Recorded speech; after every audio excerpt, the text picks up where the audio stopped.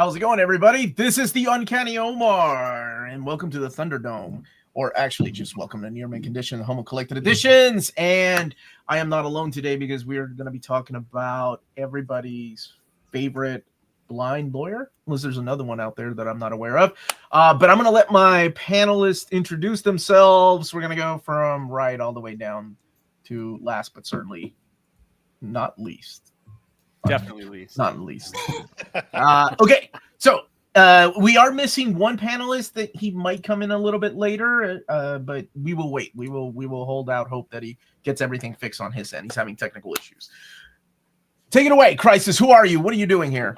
Hello, I am Crisis with a K, and you can't get rid of me throughout the comic book internet. I've got a channel, Crisis, where I do polls. Every week I read an inadvisable number of polls, so join me on a Sunday or perhaps a Monday if you live here with me in New Zealand and Australia. And I am so excited to be with this panel talking about, honestly, some of the greatest Marvel stories there are, which are Daredevil stories. I'm so excited for this one. As am I. Okay, and to his right, making a debut here on the channel, but we have talked over the years. This is Tim. Tim, who are you? Why are you Hi, everybody. I'm Tim Burnham, a longtime Daredevil fan, a longtime lurking in the background friend of the channel. Appreciate the invite. Daredevil's my favorite, and I don't do the social medias the way I used to, but I am at Nerd in the Nook on Blue Sky and Instagram and Threads, and I guess technically YouTube, but I don't actually post content there. The fact that you call it social medias really ages yourself, and that's cool. I'm old. That's awesome.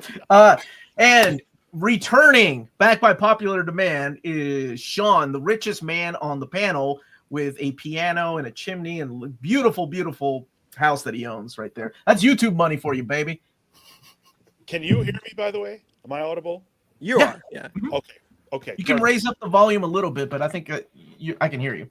All right. Hopefully this gets better as we go along. I'm trying to raise stuff. But thank you guys for having me. Sean from the Comics Pals. It is so good to be back. I'm happy to be amongst this panel of people, lovely, lovely people, to talk about Daredevil. Can't wait for the show. Can't wait for this conversation. It's going to be pleasant. And let me be the first. Let me be the first to compliment Crisis on the incredible look. I see you giving Elektra. It's amazing, and I just wanted you to know that. Often I will say that. I just wanted people to know that Chichetto hair can happen in real life. It is possible. The physics are real. Yes, indeed. You are giving Chichetto Elektra vibes. Tyler, also from the Comic Pals, because Sean did not want to come alone. He had to bring back Tyler. Yeah, he dragged me along with him, but I am glad to be here. I'm Tyler from the Comics Pals. I was on here once before where I got eviscerated, so I guess I'm a masochist, and I'm back.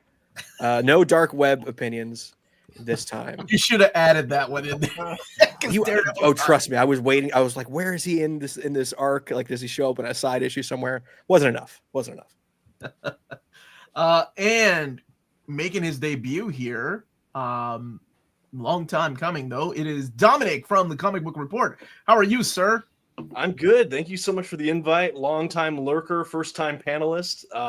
Daredevil's my favorite as well. You can find me at the Comic Book Report on YouTube and other socials. And I'm just excited to be here. Got my Daredevil shirt out for the occasion. But excited to do this.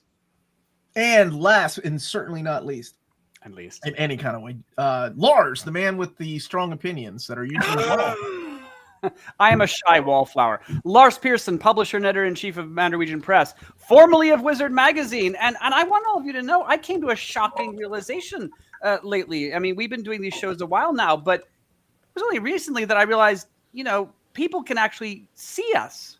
Okay? I knew they could see us.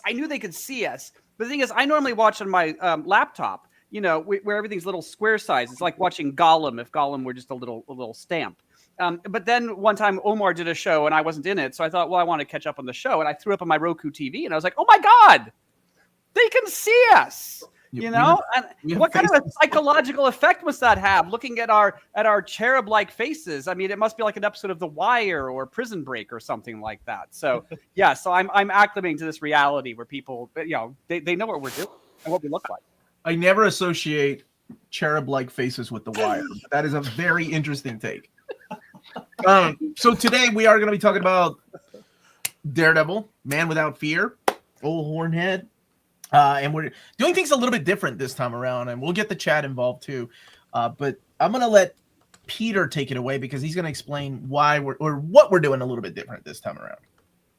Sure. Well, do you want to bring up our Daredevil fight slides, Omar, so I can tell people? Actually, so before I get into anything different, Sean, would you do us the honors of telling us what we mean on this channel when we say evergreen, which is the first slide here, Omar? Yeah. Would you like to read, Sean? How good are you at I don't reading? have to read. I just want to hear Sean's. Oh, okay. I'm sorry. I just want to hear more of Sean talking. This is my whole scheme. I like when he's in charge. Thank you Okay. very much, Peter. I appreciate that, Omar.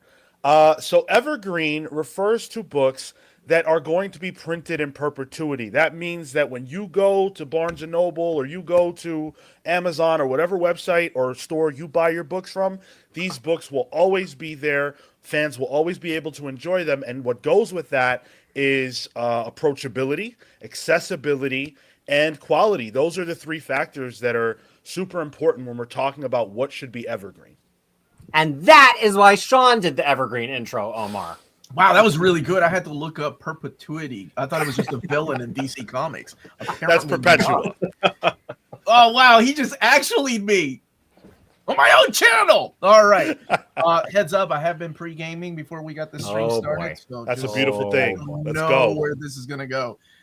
Next up on the slide is why are we focused on stories? And one thing you're not going to see in here is that story. But Peter, why are we focused on stories? Would you like someone else to read or? No. I think because this is my evil genius for today. So we're doing this evergreen show a little bit differently. If you've seen some of our evergreen shows over the past year and change, this time we're not just talking about omnibuses or trades. We're talking about stories. And why is that? Well, with Batman and X-Men, there's just so many omnibuses. We could do 10, 20, 30. There would still be more picks to pick.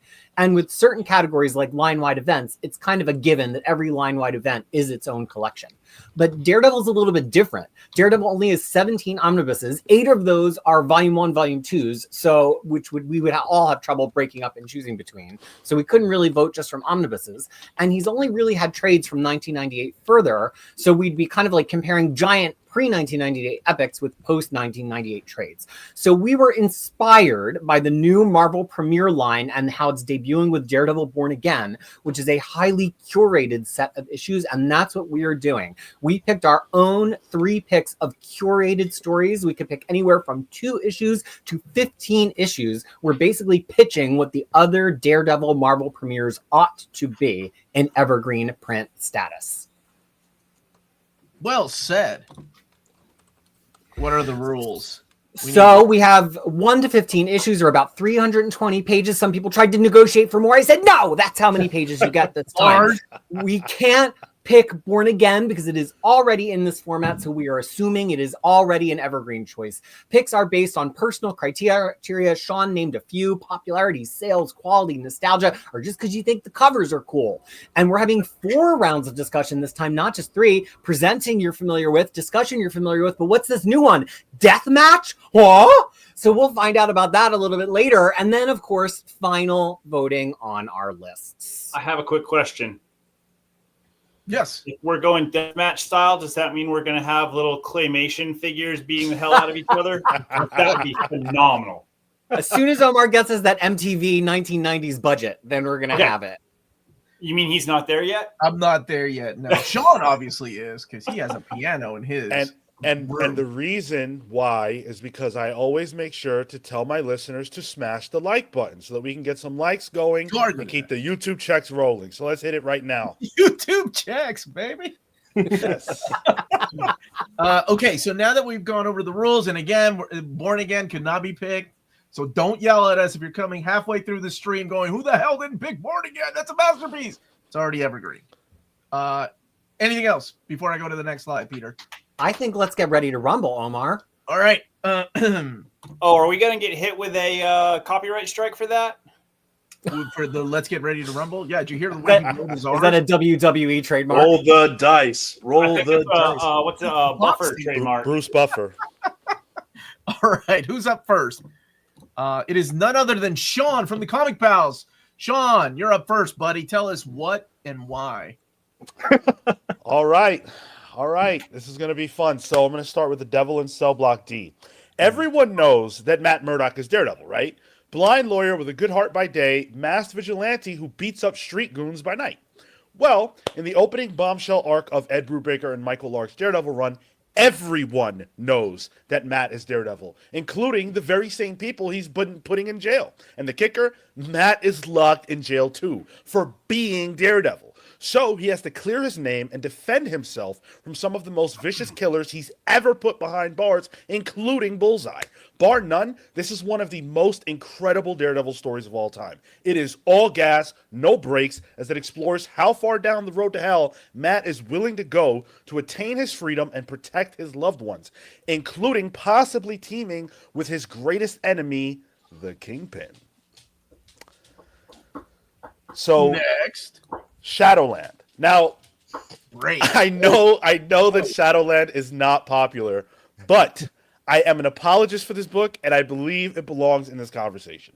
For one, it takes Daredevil all the way down that road to hell I mentioned earlier, as it explores him becoming the leader of the Hand in an effort to use the undead ninja organization for good. If that sounds like a bad idea, it's because it is. But it shows how much Matt cares about doing good in Hell's Kitchen. He'll go to any lengths to save people, including risking his own soul. This book also includes the street-level heroes who were mainstays in comics at the time, like Spider-Man, Luke Cage, Jessica Jones, Iron Fist, and Shang-Chi, all trying to save Matt from his dark fate. It's action-packed with great Billy Tan art. It's a Daredevil-focused event, which there aren't too many of, not bogged down with too much continuity, making it easy to pick up and read, and it includes a bunch of Marvel heroes. And you know what I did? I went and I reread this just to make sure that I stood by this opinion before I came here to defend it, and you know what? It holds up. So argue with yourselves if you want to. I believe in Shadowland. Oh, that's adorable. I like that. Very cute. Last one is Devil's Reign. So Devil's Reign is the capper of the Chip Zdarsky and Marco Cicchetto run on Daredevil, and it features the Kingpin, who's become the mayor of New York using his vast resources, including Cape Killer squads and supervillain teams, to terrorize Daredevil and put an end to him once and for all. This is arguably not only the best Marvel event in a while, but the best street-level Marvel event Marvel has ever done. It's got a great script from Chip that does an awesome job putting into frame how deeply these two characters despise each other. It's also got a whole host of characters from throughout the street-level corner of Marvel. But what really makes this stand out is Marco Cicchetto's art. These characters have rarely ever looked as good as Marco draws them, making this series a visual feast and in a style that's very mainstream and marketable. This book also includes the Elektra Daredevil, a highly popular iteration of the character that will make this book a draw from people. And if you are questioning how damn good Marco Cicchetto draws Elektra Daredevil, just look at Peter right now. Just look at Peter. Look at Peter, because Peter is giving Marco Cicchetto Elektra, and that is why this book belongs on this list. Do I need to say any more? Are you trying to win a vote over for Peter? Yeah, I'm come just on. He doesn't pointing gotta out win the my vote. facts. He already picked Shadowland. We all know I am a Shadowland apologist. I'm ready. I don't know about that. All right, who is up next? Well done, Sean. Good pitches. Thank you. Lars, the Ah. assassin, is up next, everybody. So how about it, Lars? Okay, so one of the things on this list that was very important to me was to have a Mark Waid story in somewhere. And again, the weird decision we made, well, actually weird, it was fine, to pick stories rather than runs. Because some of these runs are essentially one big story. But I think Mark Waid's Daredevil is potentially the very best thing Mark has ever written. And he's written some doozies. I mean, he's written some wonderful comics, but that Daredevil run, there's something about it. So trying to find a story in that mix to pick, I went with the Purple Children. Good choice. Well, and I was also, and again, also, yeah, the criteria here, like which of these would make good gallery editions or premiere editions.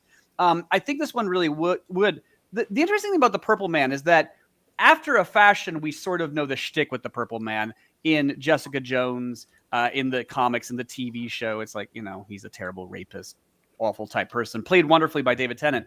But this story, which deals with the Purple Man's children, there is a real sense here of like chickens are coming home to roost.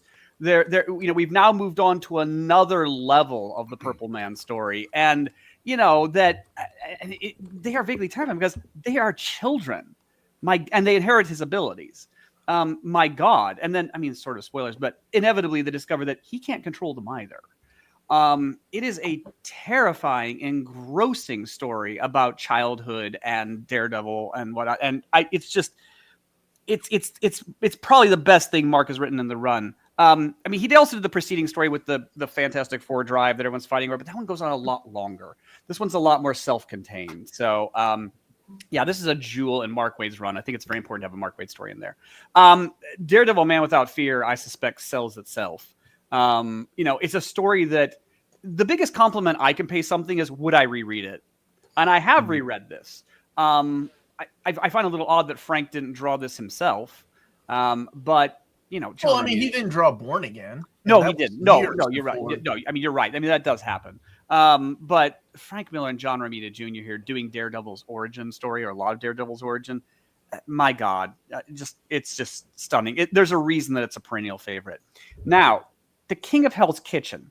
I also thought it important to pick a Bendis story, but I went with this one because there's a temptation to pick Out, because Out is also a paradigm changer. Out also is like, what if everybody knew Matt Murdock's identity? But this is the emotional core and climax of the Bendis run. This is premise. What if Matt Murdock declared himself the King of Hell's Kitchen and tried to take over with his fists? And in this one story here, you have the consequences of that. You have the emotional fallout of that, the consequences on him, on his wife. Why is he doing it? It's very odd because like the Bendis era naturally finishes here, and then it keeps going. Not that the stories after this are bad. They're not. They're perfectly fine. But like, this is the emotional encapsulation of everything that's going on in Bendis's run, and it has the typical great art from Alex Maleev. So you could pick Out, but Out is sort of about opening a door. Out is chapter 1. This is the emotional core of everything Bendis is trying to do. Okay, we will come back to Lars with questions. Tim, you are up, my friend. Take it away. Okay, so I'm not going to sound nearly as professional as anybody else here, but you didn't get ChatGPT really hard. This is really hard for me. As one might expect, as the few people that do know me, Daredevil being my favorite, and I've got number 1 through last week's issue. I've got it all. I've read it all, and I love it all. And I would love to say, let's just have all of it be evergreen, but that's obviously not possible. But even trying to pick bits and pieces, I was asking both Peter and Omar. I was like, so wait, how stuck are we on the 15 issues and 320 pages? Because I realized very quickly that if you go 15 issues, you are obliterating 320 pages. And as we can all see, I absolutely clung to that 15 issue threshold. First and foremost, I took a large chunk of the middle of the Ann Nocenti, John Romita Jr. run from the mid 80s. I wanted to start with something that had I wanted a good representation of Nocenti's run, which is actually kind of difficult because it goes all over the place. I absolutely adore it. I made custom binds of it long before Marvel even remotely thought about releasing the official omnibuses that they're starting to do. But essentially, I'm starting with issue 250. That is John Romita Jr.'s first issue on the book. Not that Nocenti's writing's poor before that. It's just it hasn't gotten quite the focus of the run yet. And John Romita Jr., this era of his career, I would argue, is maybe the best. Maybe some of his X-Men work is right there too, but this is like peak Romita as far as I'm concerned.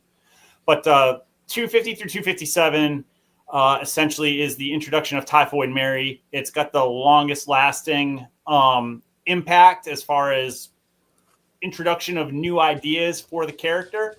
The 2 issues I omitted are actually 258 is an issue that is I'm trying to remember. I believe it was written by Fabian Nicieza, and the artist escapes me at the moment, but neither of them worked on that issue. I think it's Ron Lim that. I think you are correct. Thank you, sir. And number 264 was a Nocenti written issue drawn by Steve Ditko. Very cool in and of itself, but it has absolutely positively nothing to do with the rest of the run. They were given a break because of Inferno, like John Romita Jr. Yeah, so I took this chunk of 15 issues because of the introduction of Typhoid Mary. There's another Bullet is another enemy that pops up as a first appearance. Punisher. There's a really cool Punisher issue, which there's also the Daredevil issue is the conflict from Daredevil's point of view. There's a corresponding Punisher issue, which is the same story from Punisher's side of things. I did not include that because it was not written by Nocenti or drawn by Romita Jr.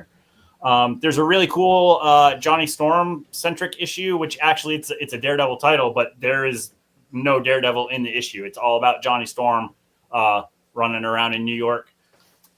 This is also issues that cover the Fall of the Mutants and Inferno tie-in era. So for all you X-Men people out there, that'll get you a little bit of that.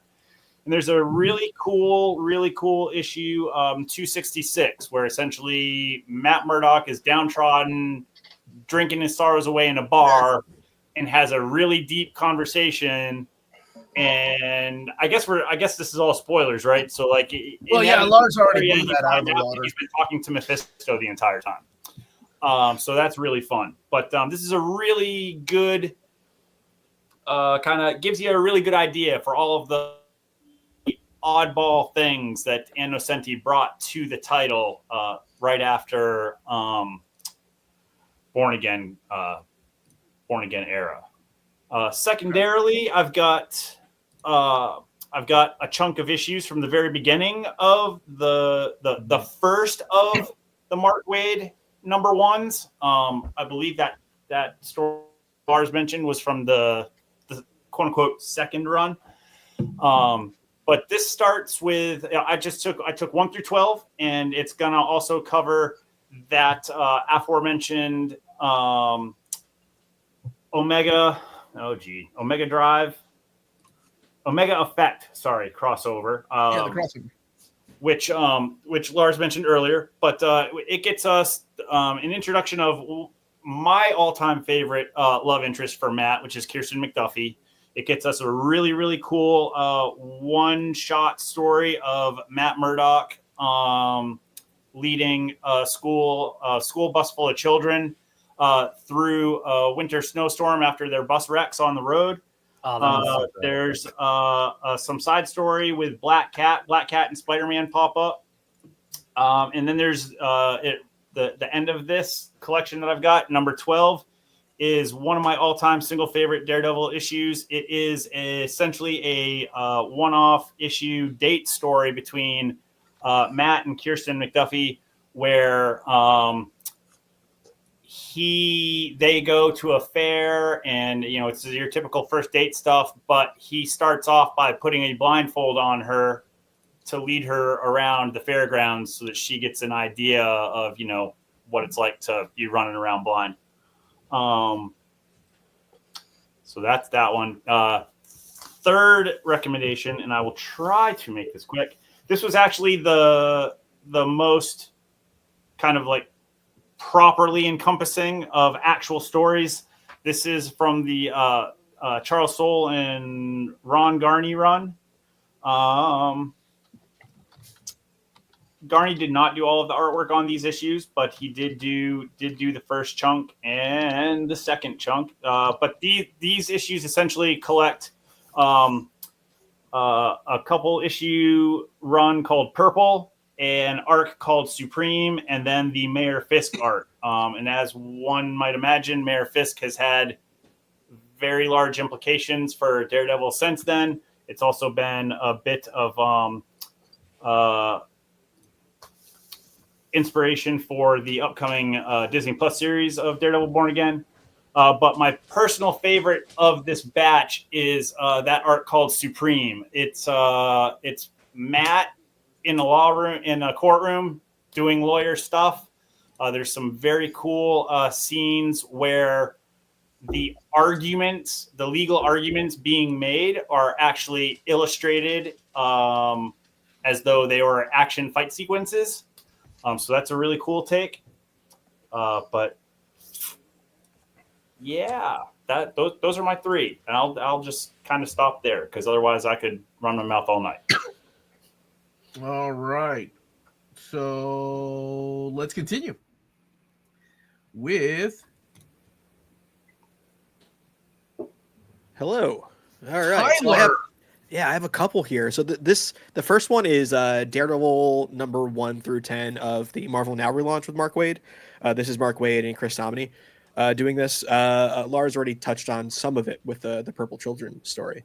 But what I really loved about this, and Mark Waid and Chris Dominic's run on Daredevil is one of my favorites. I actually have a panel. I have a coat on. I have a panel from this issue 1, tattooed on me.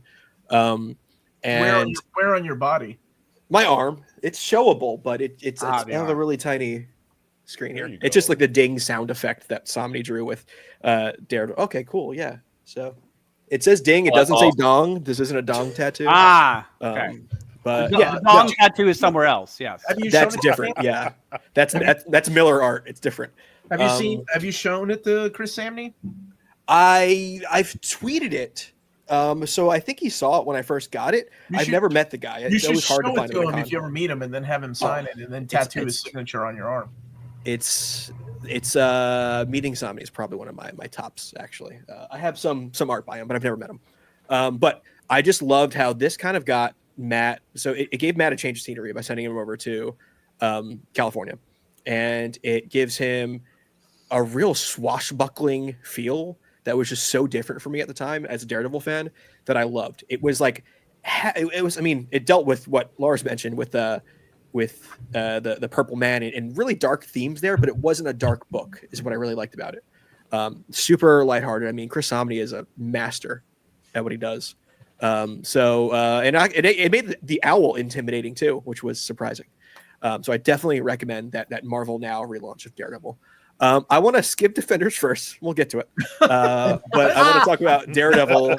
Already showing weakness. No. I'm saving best for last. Best for last. Saving the best for last. Daredevil number 1 through 5, the opening arc to Charles Soule's run on Daredevil, with amazing Ron Garney art. So I talked about like the happy-go-lucky, almost swashbucklery nature of Somni and Wade's run. This was the next run right afterwards, and it just rubber bands you in the whole opposite direction, and it still lands. Matt is back in New York. He's actually an assistant district attorney now for New York, and he has to kind of deal with that, that classic being a lawyer and a superhero at night dynamic. That's a little different now that he's an ADA, but it also adds a Blind Spot, who's essentially the Robin to his Batman, as this new side character that kind of has a similar power set to Matt, and that's just not dynamic I had been used to seeing for Daredevil, and it really, really interested me. And the Ron Garney art is just so damn good. If anything, you can not even read the words and just absorb the art. I mean, they introduced 10 Fingers, which is the dumbest character name ever. But it is disgusting because he literally is just a guy with 10 fingers. It's gross. 10 fingers on each hand. Then I'm going to go to Defenders. So, Omar, did you say that sometimes one of these picks might be because the covers look nice? No, that was Peter. I do not Peter. Okay. I would never accuse such a thing. Ridiculous. Well, the covers are really nice in this. No. This is. I wanted to pick a bit of an oddball one. And I think Bendis Daredevil is a clear choice. I think it's undisputed that Bendis Daredevil is some of the best Daredevil out there. But this was Bendis kind of dealing with maybe a Marvel mandate to put the Netflix Defenders in a book in time for that show to come out. And B, he really just gets to play with all his toys here. This is not a complicated book. It's not deep on any real level, but it is Bendis playing with Luke Cage, who he worked with great in the Avengers run, Jessica Jones, who he essentially created for her modern version of her with Alias, and then Daredevil, and then throwing a little bit of Iron Fist in there. This is amazingly drawn by David Marquez. This is one of those books that you can just pick this up and just look at it. It's them doing street level team stuff, which you didn't really get to see Daredevil do during Bendis's run. And Daredevil kind of leads this team against Diamondback, who was big in the Luke Cage book at the time, and Kingpin. And it's just awesomely drawn. I think Howard the Duck makes a cameo at the end there too, so that's going to sucker me in anyway. I recommend it. It's a fun book. It's not going to blow anyone's pants off, but I think it's just a good one and done 10 issues that you can just totally have in like a quick sitting. I will have to say that I appreciate people coming in here with like some bold choices. I think this is a really bold choice. So good on you, man. I mean, it's absolutely trash, but good on you. That's cool. Yeah. By bold, do you mean sucky? Wait the crap on me. Arguing. Shots I'm fired. sorry. Or is that That code for was a low sucky? blow. Yeah. That was a low blow. Peter, what is going on with you? Well, talking about bold choices, and I also had a suspicion that people would not pick old Daredevil because everybody loves post 1998 Daredevil, and they love, of course, Miller, and they love Nocenti. But I really love Daredevil going west. Is when he first moved to San Francisco. Black Widow co-stars in the book, and in fact, after a few issues, Black Widow is also the title star of the book as well. And so I really looked, because this is a little bit longer than 15 issues worth, and I picked from the beginning to 101, even though there's a few famous issues after 101, because this is all artwork by Gene Colan. Gene Colan is one of my favorite and one of, I think, the best comic book artists of all time. Yeah. Seeing him drawing Daredevil so bright and red, swinging through the skies of San Francisco, which has a completely different look than Marvel's New York, is so thrilling. And also, even though this is not deliberately campy, I think it sets up a little bit of the campy Daredevil vibe that everybody loves from things like Mark Waid. This really is part of that lineage. And for me, this is the first time Daredevil gets really good and compelling. I do not really like the first few years of Daredevil. I do really love Daredevil starting from here. Also, thinking about putting it in a premiere collection, I could really see this as having like a really good front essay, like talking about why they moved the character and trying to differentiate him from Spider-Man. I could see it having really good material about Gene Colan and his art process. This is just like a run that, even though it's not looked on as a classic, to me it's a classic because of what it achieves and because of the beautiful, beautiful artwork. And I really think it would look cool as like a one and done edition. Plus, it's got Black Widow in it too, which, if we're talking about sales, which is usually not one of my motivations on these shows,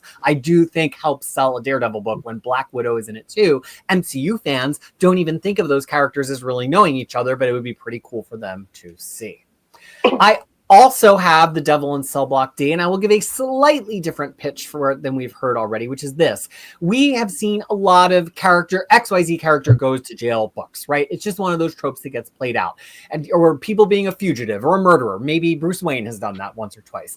But I really like this because it wasn't just in passing. There wasn't the sense that it was just about Daredevil breaking out of the jail. It was about him establishing a whole life inside of prison, inside of being a member of this incarcerated group of people, some of whom he was responsible for incarcerating. To me, that was really, really interesting. I think, to Lars's point, a lot of the Bendis and Brubaker runs are hard to pick apart because they have such an arc, and even between the two of them, they flow so easily. But when I really try to think back of like what one story stuck out as a complete story here, it's always this one. And I think Michael Lark's artwork is absolutely unbelievable, and it's iconic enough, literally, in that characters look like icons. They're easily recognizable, that you could see it small in a digest size format, you could see it big in an artist edition, it will pop just as big no matter what.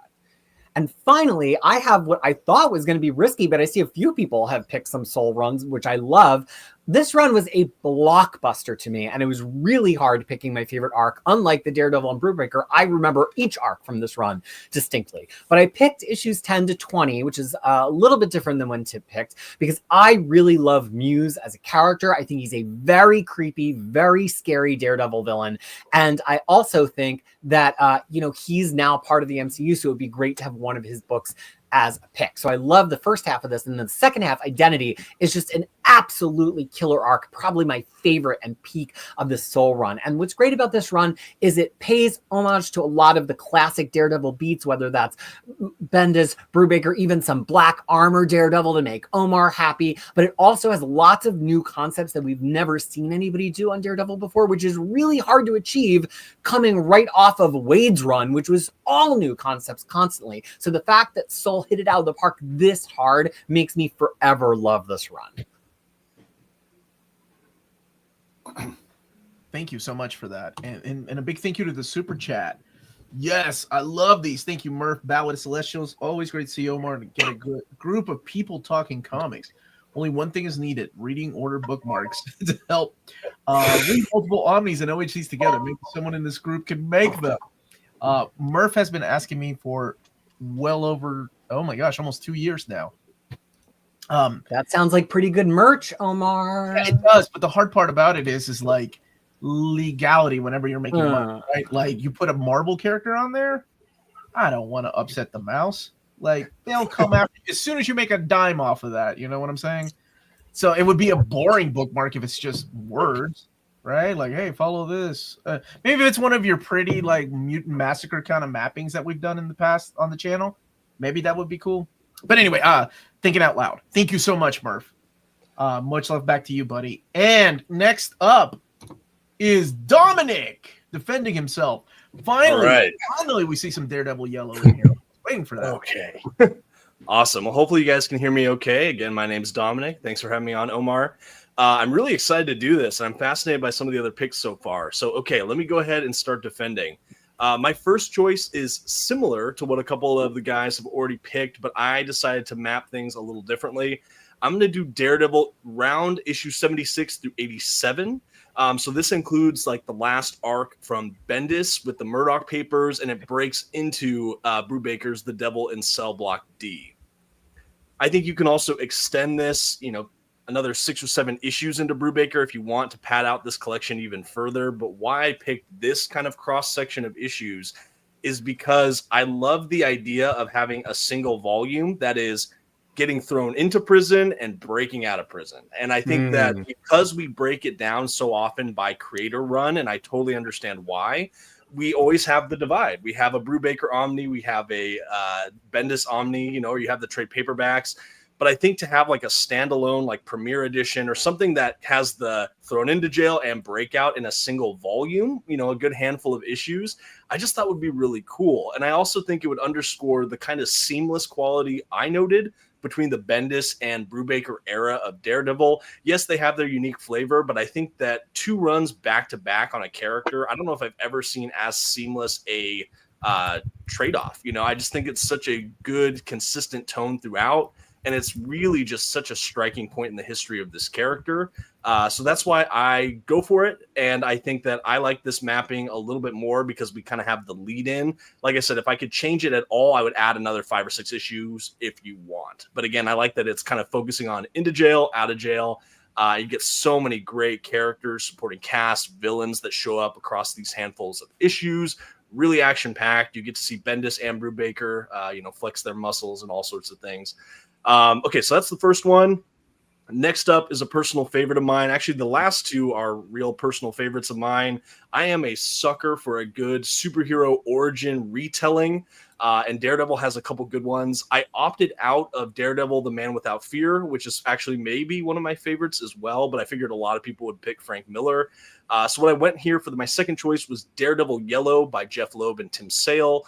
I know that we got a gallery edition of this not too long ago, and there might be paperbacks. I'm not really sure. I'm not up to date on it. But for a long stretch, this was out of print. And I think for me, why I wanted this on the list is I just don't think this should ever be out of print. We have Batman The Long Halloween. Seems like it's out in some form at all times. I really think we should do the same thing with the Marvel Colors series. And I think Daredevil Yellow is fantastic. Late, great Tim Sale on art. of Jeff Loeb, of course. It's nostalgic. It's beautiful. It's really marvelously self-contained. I think it's a brilliant throwback to the Silver Age while also feeling a much more modern in pacing. So I think you get a lot of great crossover demographics, maybe older, longer term comic fans or people that prefer Silver Bronze Age titles but want a bit of a modern flourish. This is for you if you're an exclusively modern reader, but you want a little bit of insight into what made this era still really fun. I think, like I said, the Venn diagram for Daredevil Yellow is near perfect for me. And then my last pick here, this is my underrated hidden gem potentially, and I can defend it if people disagree, is fine. But I'm going to go with Daredevil Battling Jack Murdoch. It's a little 4-issue miniseries during the Marvel Knights era by Zeb Wells and Carmine Di Domenico. I'm probably pronouncing that wrong, and apologies. I'm a huge fan of the. I got you. Yeah, it's Zeb Wells. What did I say? I don't know. You said you were worried about mispronouncing. I got you, dude. Got it. I appreciate it. Yeah, but I love this. I love Marvel Knights. I think in general, Marvel Knights is underserved. And I just think that this is a really fascinating kind of Daredevil story. It really, really focuses on Jack Murdoch, Matt's father. And he's kind of the primary focus. Of course, we have Matt throughout it, but it's kind of like another vantage point of the Daredevil origin story that still gives a lot for Matt's character. Like I said, I think that this is one a lot of people haven't read just because they can't find it in print or they maybe haven't heard about it. I know Zeb Wells is still talked about today. I know there's some runs he's done that are popular or not popular, but I really think that this is a gem. And I really love it. And like I said, it's kind of an origin-based story, so I think it's accessible as a standalone volume, maybe a premiere edition. And yeah, I think that those are my picks. Daredevil is spoiled with talent and picks here, but these were my 3 go-tos. Okay. Next up. Oh, sorry about that, Larry. Larry, you're up, buddy. Welcome to the party, pal. Thank you. Sorry I was late. Oh, you're good. Good. Take it away, Larry. Okay. What do you got here? All right. This was a tough assignment because, like people are saying, there's just so much great Daredevil. I mean, everybody shines on the title pretty much. But my first one here is Guardian Devil.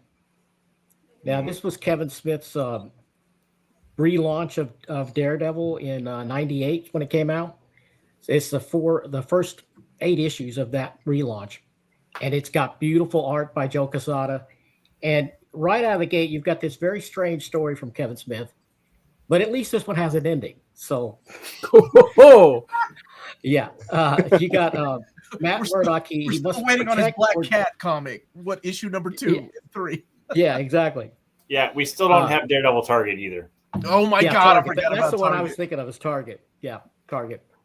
But he has to decide whether he's going to destroy a baby, an infant, or he's going to save this baby because it might be the Antichrist.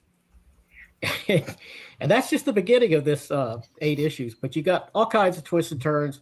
And, of course, you have Karen Page's return. And, wow, she is in really rough shape. And it only gets worse for her. So I guess I shouldn't give spoilers for a 27-year-old story, but I think we all know what happened to her. No, I think we warned people ahead of time. Well, actually, Lars didn't warn anybody. He just went ahead and said things.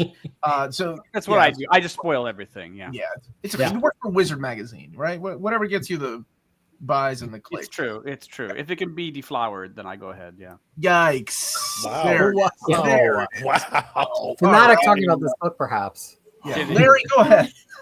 Okay. But I love Joe Quesada's art here. It's just tremendous. And I'm a sucker for Kevin Smith's scripts, at least when we can get a complete story, which we did here. And I really loved it. And then my second pick is Daredevil Yellow. Dom has already said a lot of great stuff here. Of course, this is Jeff Loeb and Tim Sale. And it's another heartfelt entry in their color series. And it's a tearjerker. This one will, if you have a heart at all, this will make you cry. Okay. And it retells the origin story.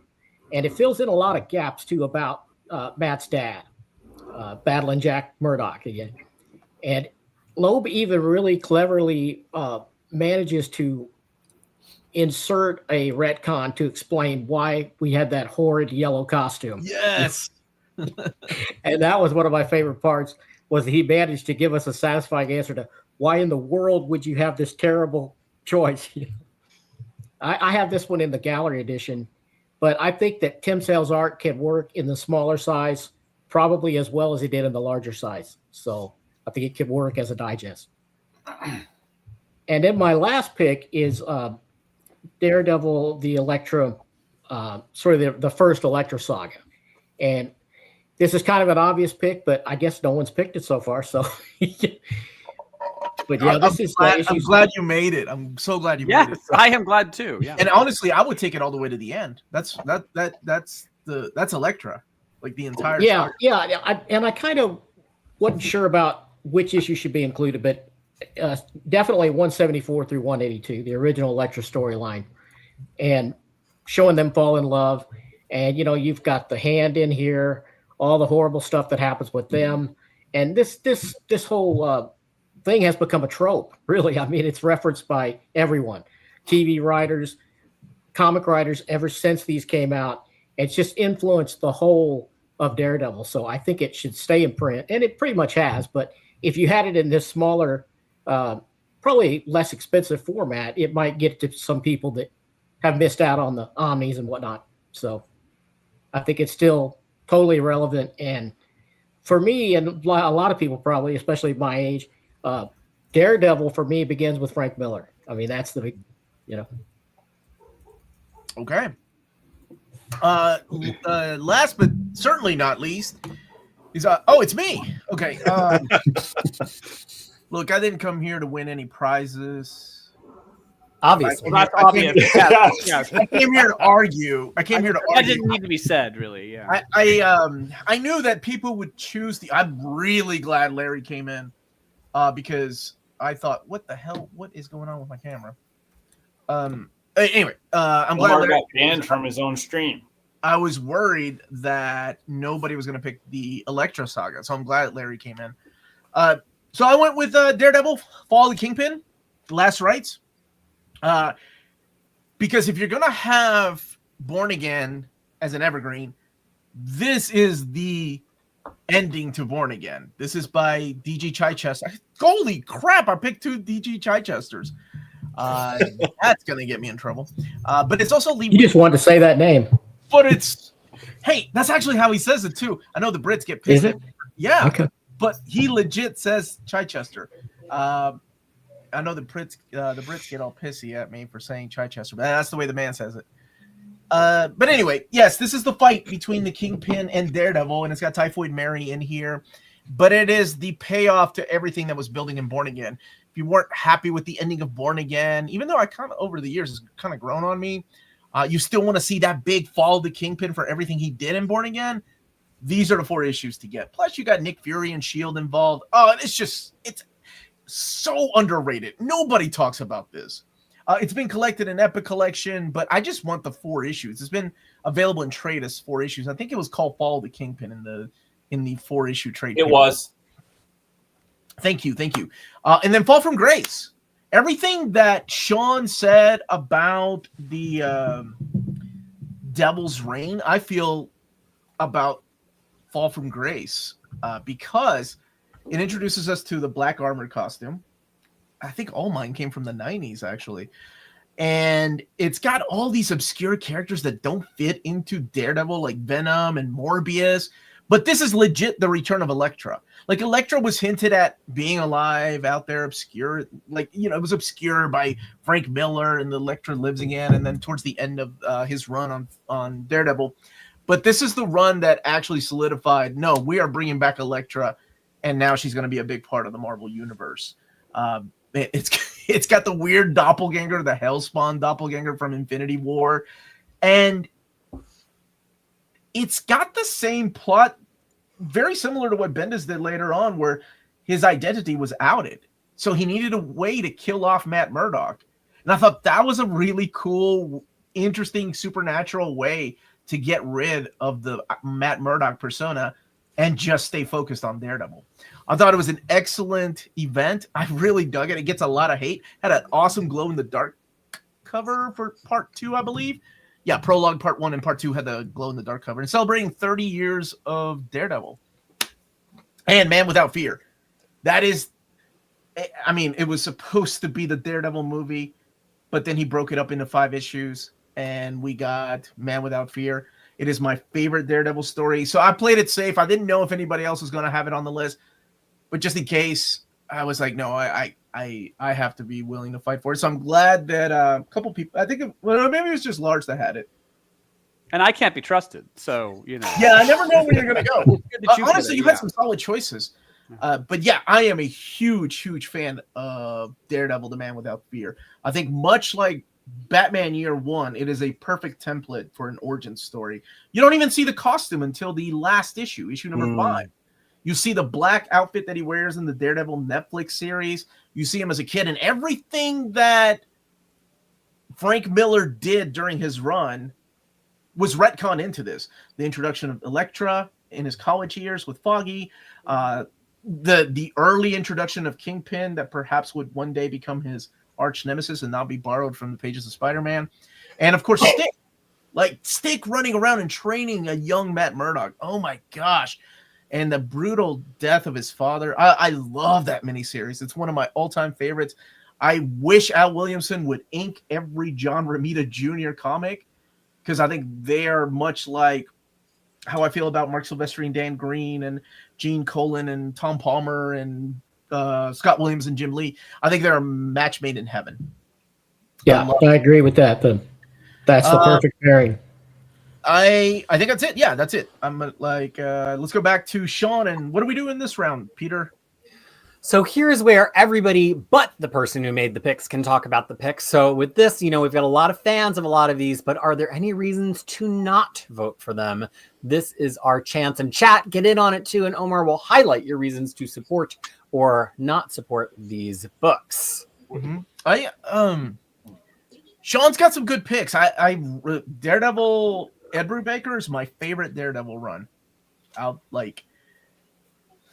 So it's hard not to pick that one. Shadowland, I think actual Andy Diggle writing Daredevil and Shadowland is pretty damn solid. I think it gets a lot of hate because of all the tie-ins and miniseries that went with Shadowland. Absolutely. The tie-ins are garbage. I love that somebody put Shadowland on this list. Yeah, it's a good story. I dig it. The story itself is good. I think I was talking about this behind the scenes with Peter the other day. I'm sorry, Omar. I did not mean to. No, you're good, dude. You're the Daredevil guy. So tell me more. Era, these issues here, 508 to 512, is actually Marco Cacchetto's first work on the title. Mm-hmm. He split issues with another artist whose name is escaping me at the moment. De La Torre, maybe. De La Torre did and then Tan came in and did Shadowland. But yeah, that's the earliest Cacchetto work on Daredevil is right here in this this selection. And it's going to be hard because I'll be honest with you, if we're only given 10 to pick, I don't know if I would include both Shadowland and Devil's Reign. I really like Devil's Reign. I think it shows a side of Daredevil that you don't normally see, him not rolling solo, but him teaming up with a bunch of other Marvel characters. Plus, it's got gorgeous artwork by Marco Cacchetto, and I would almost choose that over the Billy Tan art. It's going to be tough. It's definitely a coin toss for me between those two. But I do love the Devil and Cell Blocks D. I think it's an excellent choice, but it's either between Daredevil, Shadowland, or Devil's Reign for me. But that's how I feel about Sean's choices. Solid choices. Honestly, everybody came in with some great choices, except for one of you. I love the variety across the board, but I'm not. You guys are not going to get me to argue against any of anybody's picks. I'm just not going to be able to. That's not the point of the show, Tim. Tim's going to vote yes to everyone. I had to come loaded for bear here. They just said we're going to have a fun discussion about Daredevil. We're not having fun. We're here. I'm on the hot seat right now, Tim. But Sean, you're off to a good start. I'm sorry. If by hot seat you mean because it's on fire because you made amazing picks, then yes, you would be correct. What show am I on right now? Thank you, Tim. Wow. Lars, tear that man down. What's wrong with his picks, Lars? Okay, let's see. Devil in Cell Block H, sure. That one I'll vote for. I feel a little odd doing so because I'm not, to make it a prison drama, it doesn't immediately feel like a Daredevil story. But you know, it's kind of regarded as kind of a classic for a reason. So yeah, that one I'm sold on. Shadowland, I couldn't get there. I mean, I'm sorry, I tried. It didn't like offend me. It didn't make me throw it across the room and scream unworthy of the logo. I just couldn't bring myself to care. And Wow.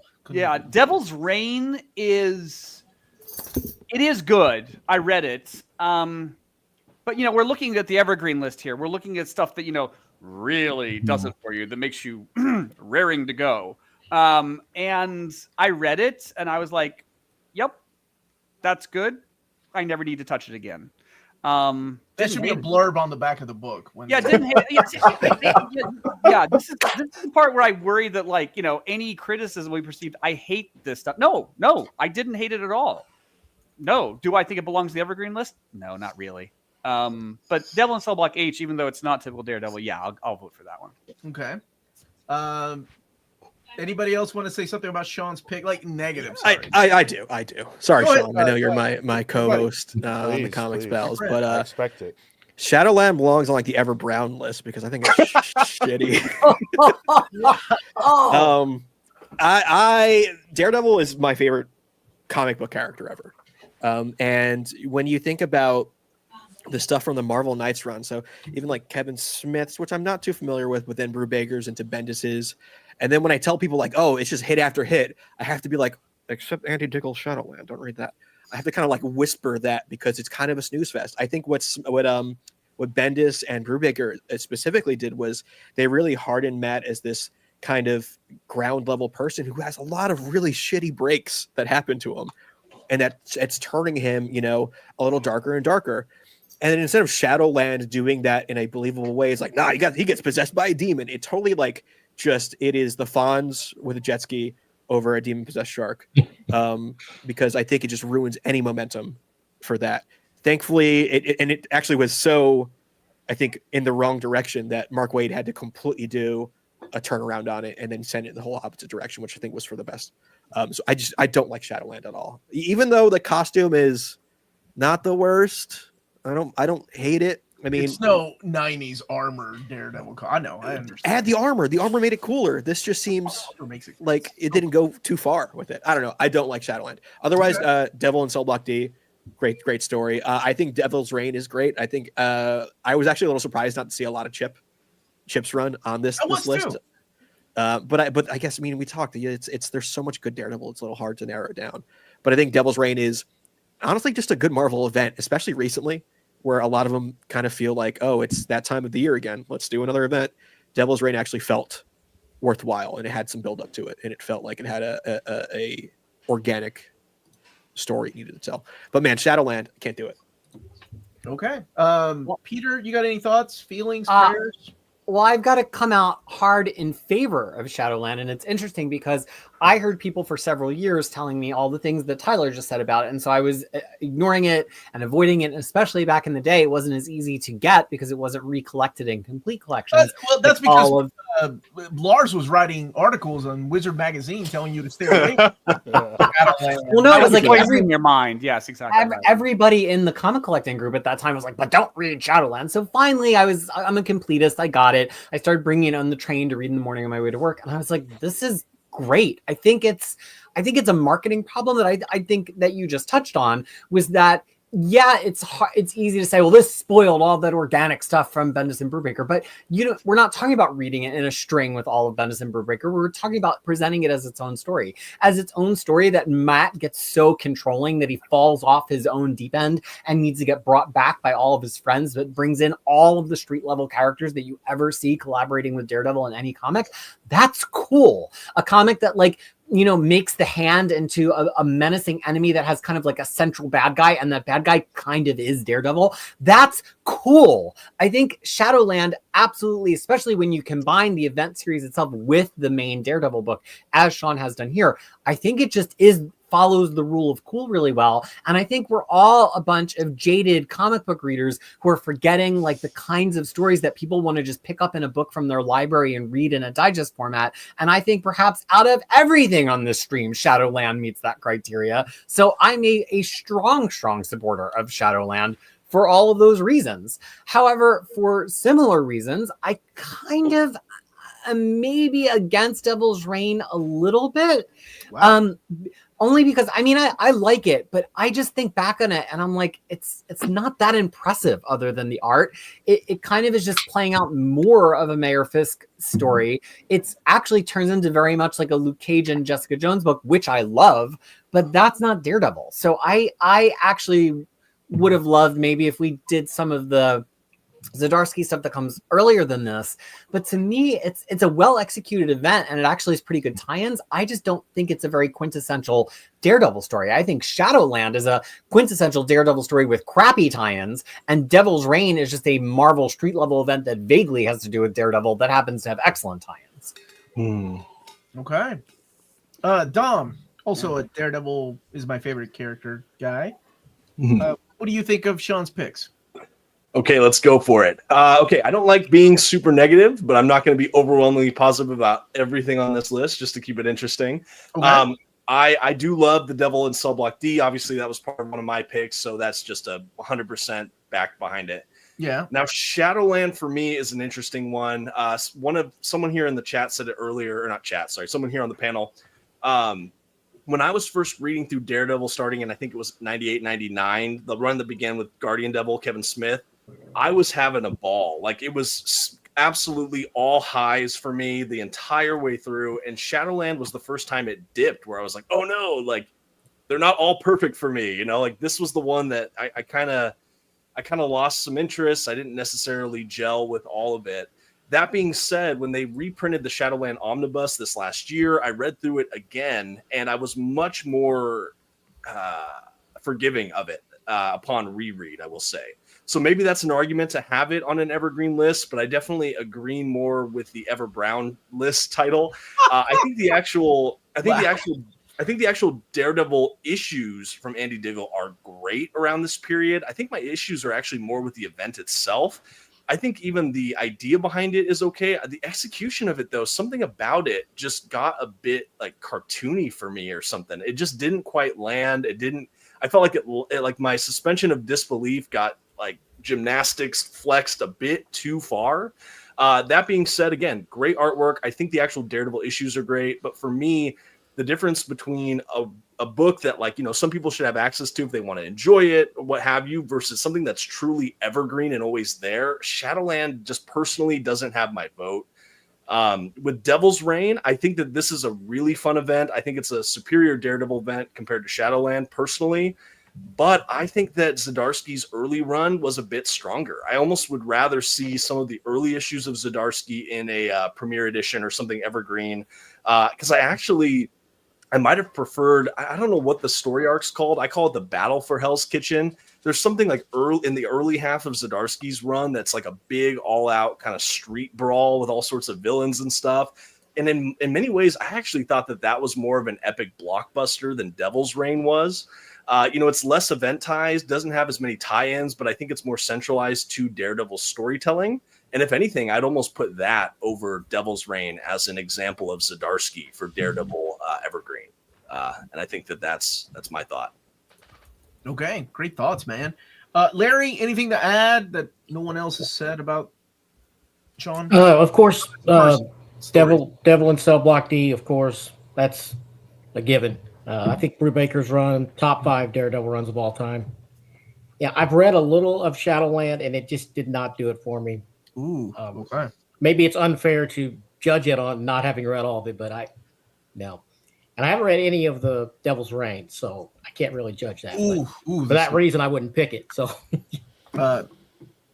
John, these guys have been doing nothing but arguing with me about how great of a character Iron Man is.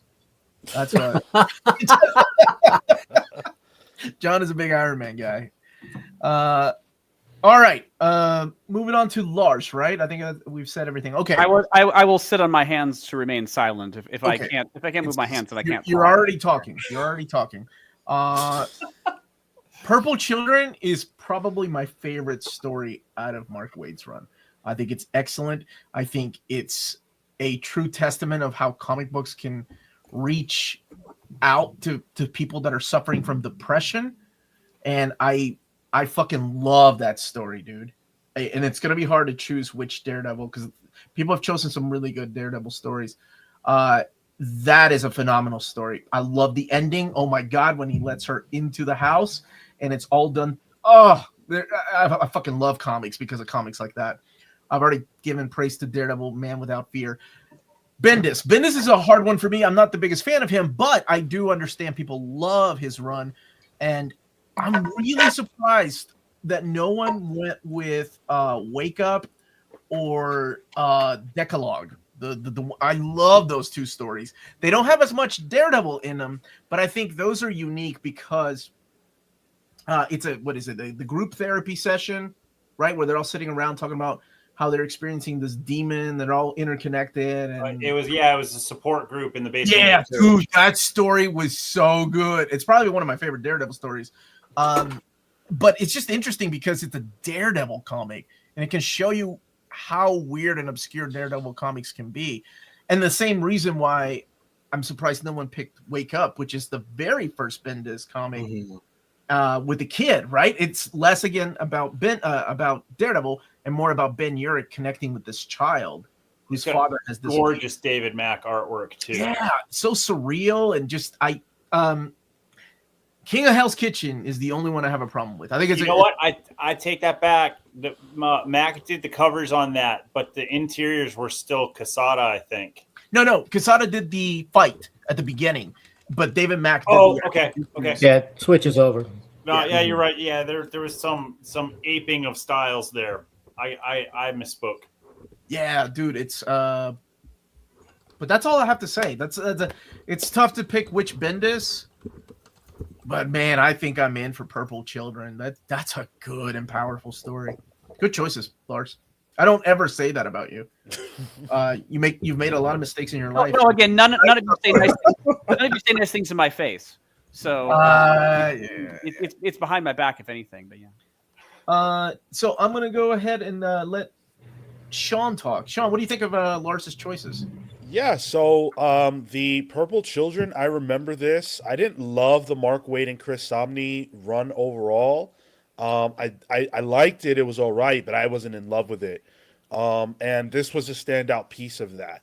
My conflict here is that because there are so many amazing Daredevil stories, I just don't know if this cracks the top 10 of what my criteria are for an evergreen list. And again, that's purely just going to come from the fact that there's so many great options. When it comes to Daredevil, the Man Without Fear, I feel like, Frank Miller and John Romita Jr. have it. Like, I'm going to say yes to this. I don't believe that there could be a top 10 evergreen Daredevil books without this. So I will be voting in your favor. And then when it comes to Bendis and Maleev, it's Bendis and Maleev. I don't think you can go wrong. I think that there are a lot of options you could choose from based on their run, but some amount of it must be included. So I'm still thinking about that fact, but I can't imagine not saying yes to some portion of their run. So I think from a quality standpoint, these are all great. I just can't choose the Purple Children because we only get 10 options.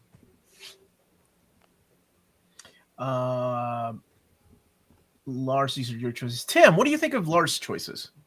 So obviously, I've already said I'm not going to be able to tear down anybody's picks because I love them all. However, I do really like that he singled out Purple Children, and I really like that he singled out King of Hell's Kitchen. Both of those I feel like are really excellent. Just kind of and the thing that I like about Lars's picks is he literally picked a storyline. He didn't try to cram 17 different things into the 15 issues worth of material the way I did. I tried to follow the rules, which is unusual, I know. Yeah, Lars is getting complimented for following the direction. It is a startling turn of events, isn't it? It's a Shakespearean reversal of fortune. I personally didn't. I know, obviously, we can't choose Born Again because it's already evergreen. And in my brain, Man Without Fear has essentially been evergreen. I know it's not official, but the Miller Daredevil stuff is constantly getting reprinted and it's out there. which is mostly why I focused on other things. But I mean, you cannot go wrong with Man Without Fear. It is absolute classic. It is maybe the first thing a friend of mine had me read. Actually, I think it was second. I think he handed me Born Again, and then he handed me Man Without Fear, which both very excellent reads in and of themselves, but one after another with no other context when you're very first being introduced to the character is a little bit odd. But again, awesome picks. Tyler, what do you think of Lars as a human being? As a human being, loaded question. But based on his choice of the Purple Children, gotta be a swell dude. Hooray! Yeah, because Purple Children's included in one of my first picks too, so I can't dispute that one. It's just great stuff, and that I think that issue range that you have listed there also includes the original Sin books, which is also in mine, which were about Matt's mom and her, becoming Sister Maggie, and then it deals like postpartum depression, all this stuff. It's very, very, very interesting book to be or topic to be talked about in a Daredevil comic. The Man Without Fear, it's weird because like if you think of like evergreen list, I almost want to put like one book per writer on it, but Born Again isn't allowed, so it's got to be this or the Elektra stuff earlier on that Larry had. No, I think we can break the rule of one writer per book. Like we're doing that's that. just an internal rule. I'm just saying we're doing that with DG Chichester later on. I mean, Are we? I don't. How bold of you to assume, I sir. don't see a problem with that rule being broken. I'm okay with that. Go on.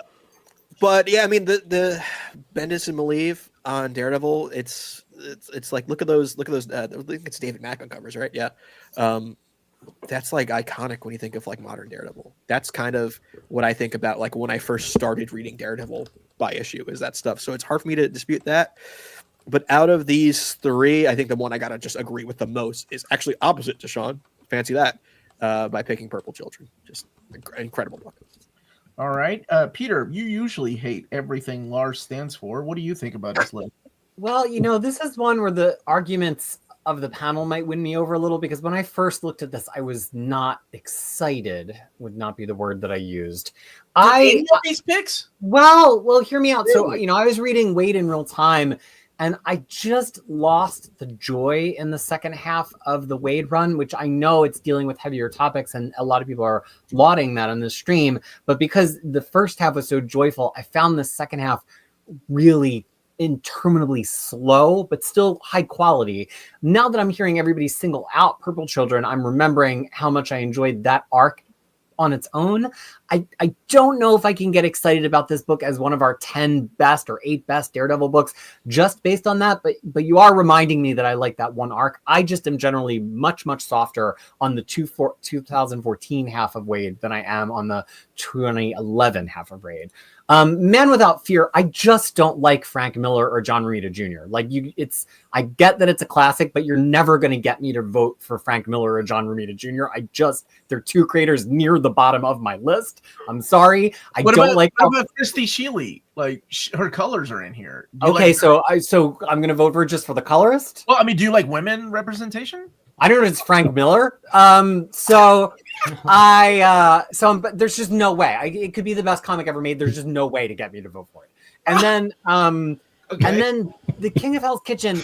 I, much like Omar, can be very frustrated with Bendis sometimes. I would be tempted to vote for this, but I actually think Dominic may have made the better case. And even though I think we can have multiple books by the same writer, I don't think we need 2 adjacent books by Bendis. So I'm kind of saving my thoughts on this for when we get to Dominic's picks. Okay. Dominic, what do you think of Lars' list? Okay, this is fun. So I think that this pick for the Purple Children, and then later on when some people started to pick some from Charles Soule Run, it really opened up my eyes for what this evergreen list can do, because I think that some of those modern runs, I didn't think to put them in a list like this, and I'm fascinated in a really positive way. Like I know Crisis just talked about how the panel can kind of sway me, and so initially with Purple Children, I was like, oh, I don't know, and now I'm like, maybe. I think for me, it's going to go back to the argument, though, of I'm a huge fan of Mark Waid's run. I think this is a great story. If we have an evergreen list, though, like what would be my single arc I'd pick from Waid's to showcase, you know? Like part of me is tempted to pick like some of those early issues, like with the Omega Fantastic Four, whatever that was, or the issues with Akari were really sick. You know, I don't know. Like, do I pick Purple Children as my top? I don't know. Honestly, this is making me want to reread all of Waid's just to determine. But it is a very memorable story arc. So I'm going to give it doesn't quite have my vote, but not for any lack of merit. I could be persuaded, certainly.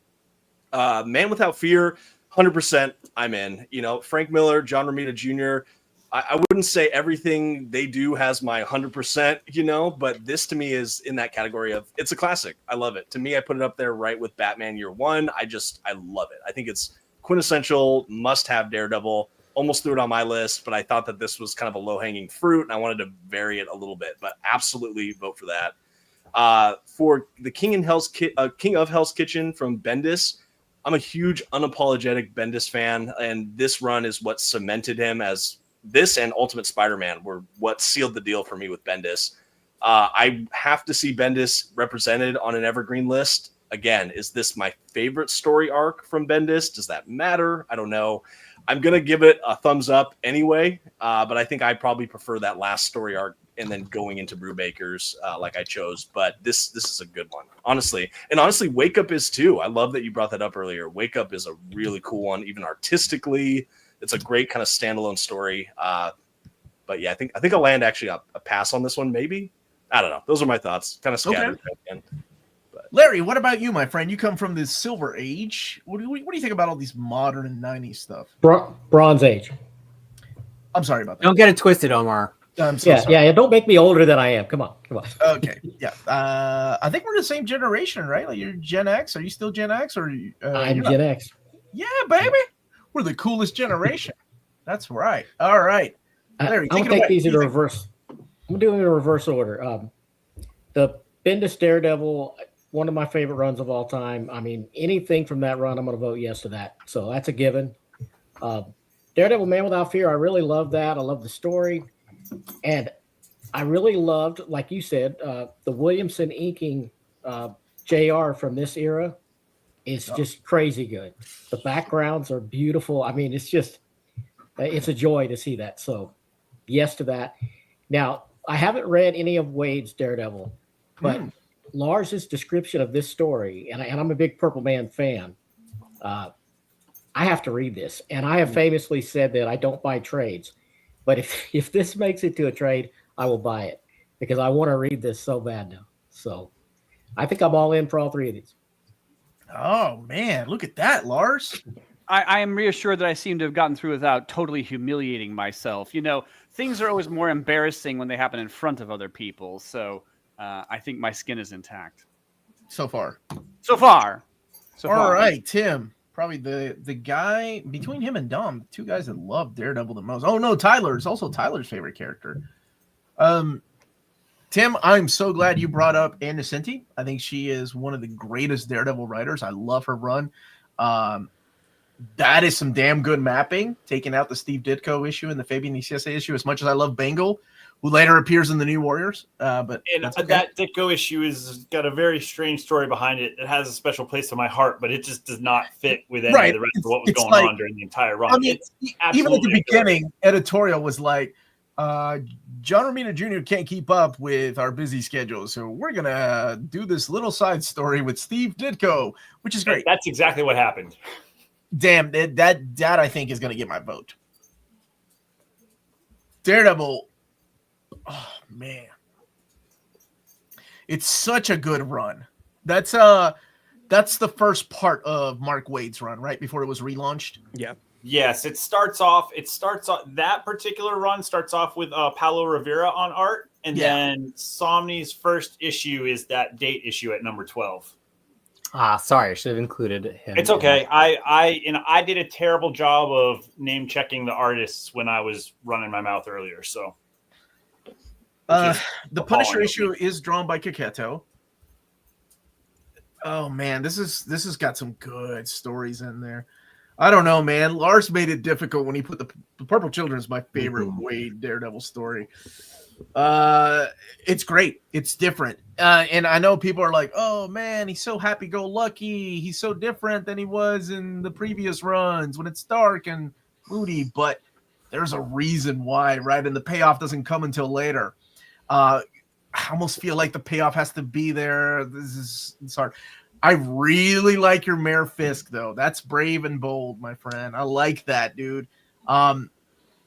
It's also the fight between Blind Spot and Muse that's solid in there, too. And Charles Soule just channeling Peter's favorite artist, Frank Miller, during City.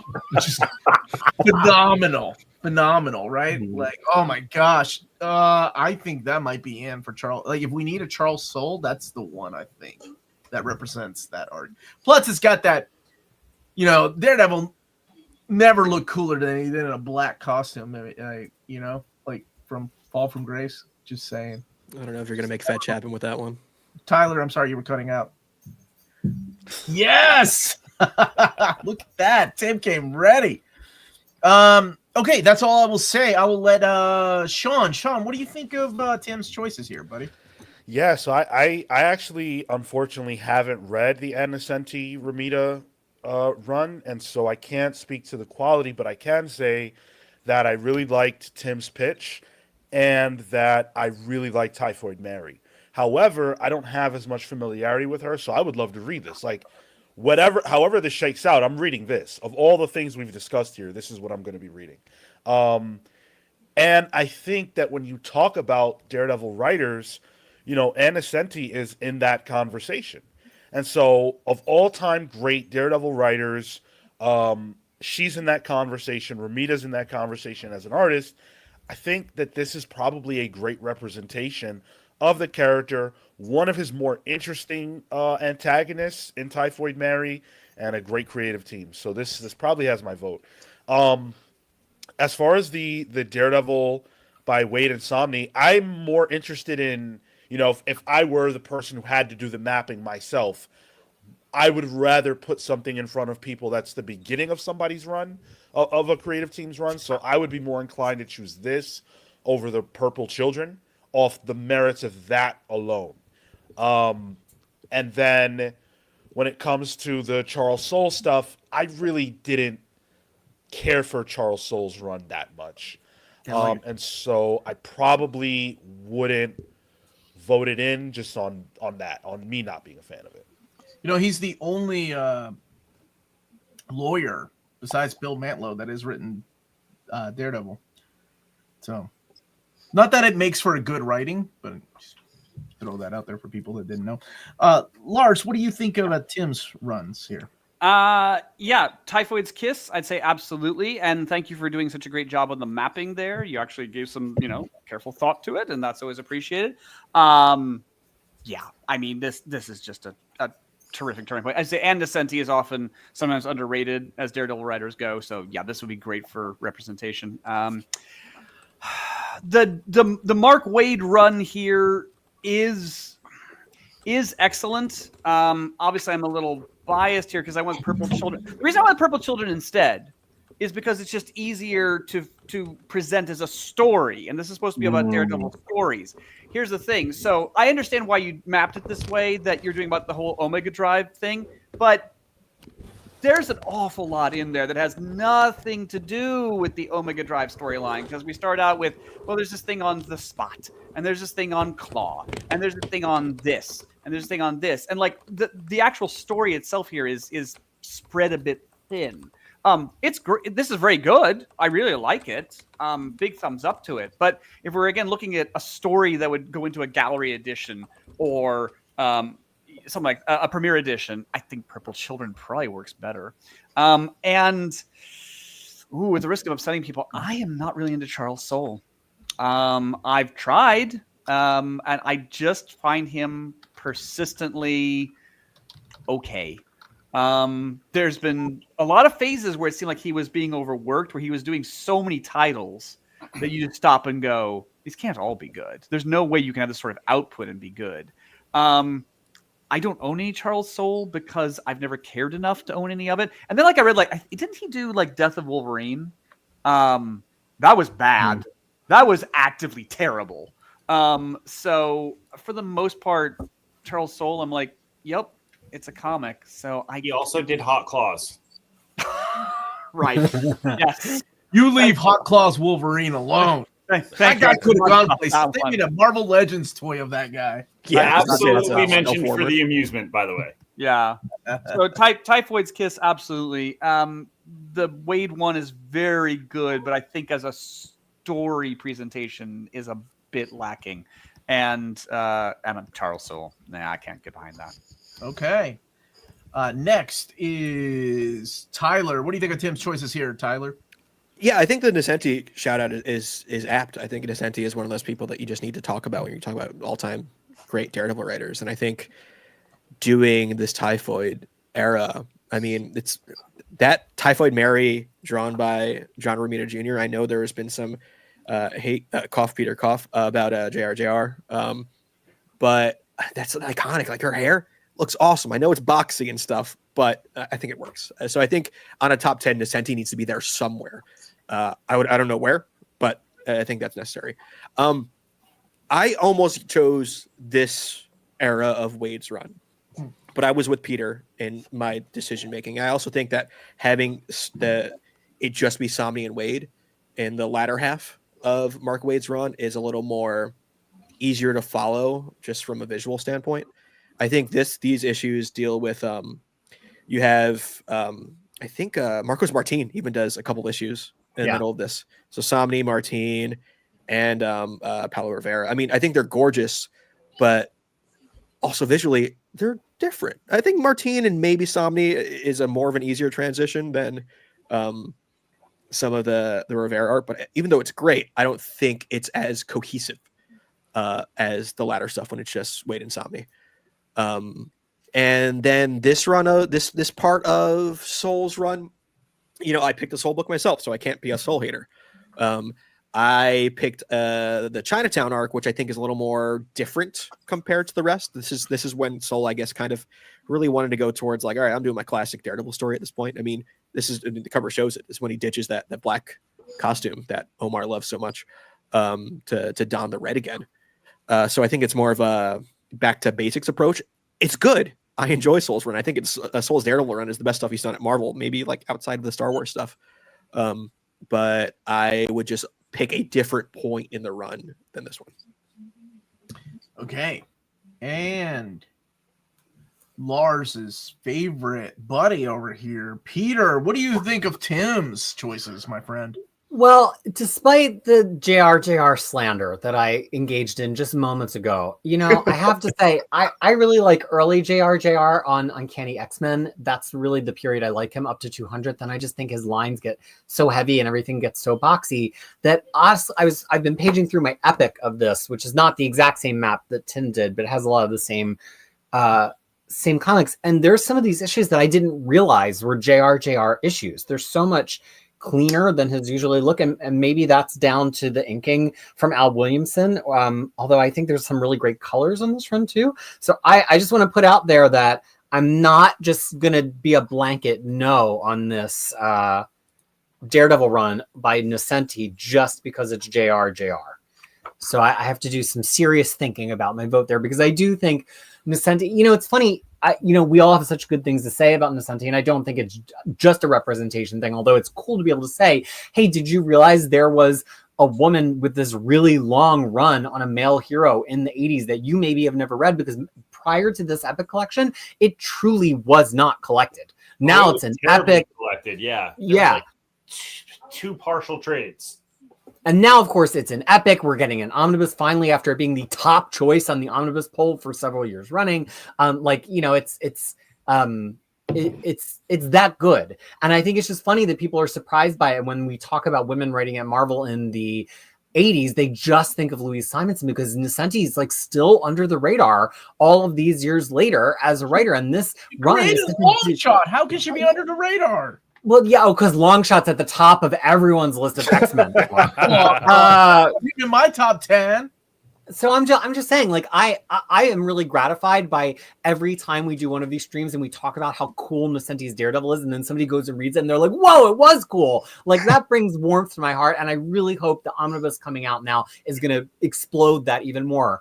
I have a very specific, that's a word. I have a very specific emotional attachment to this Daredevil run. I had never really liked Daredevil before, and this is when I came back to comics because I was reading Daredevil in that era that Omar picked all the crappy books from, so I had never read good Daredevil before.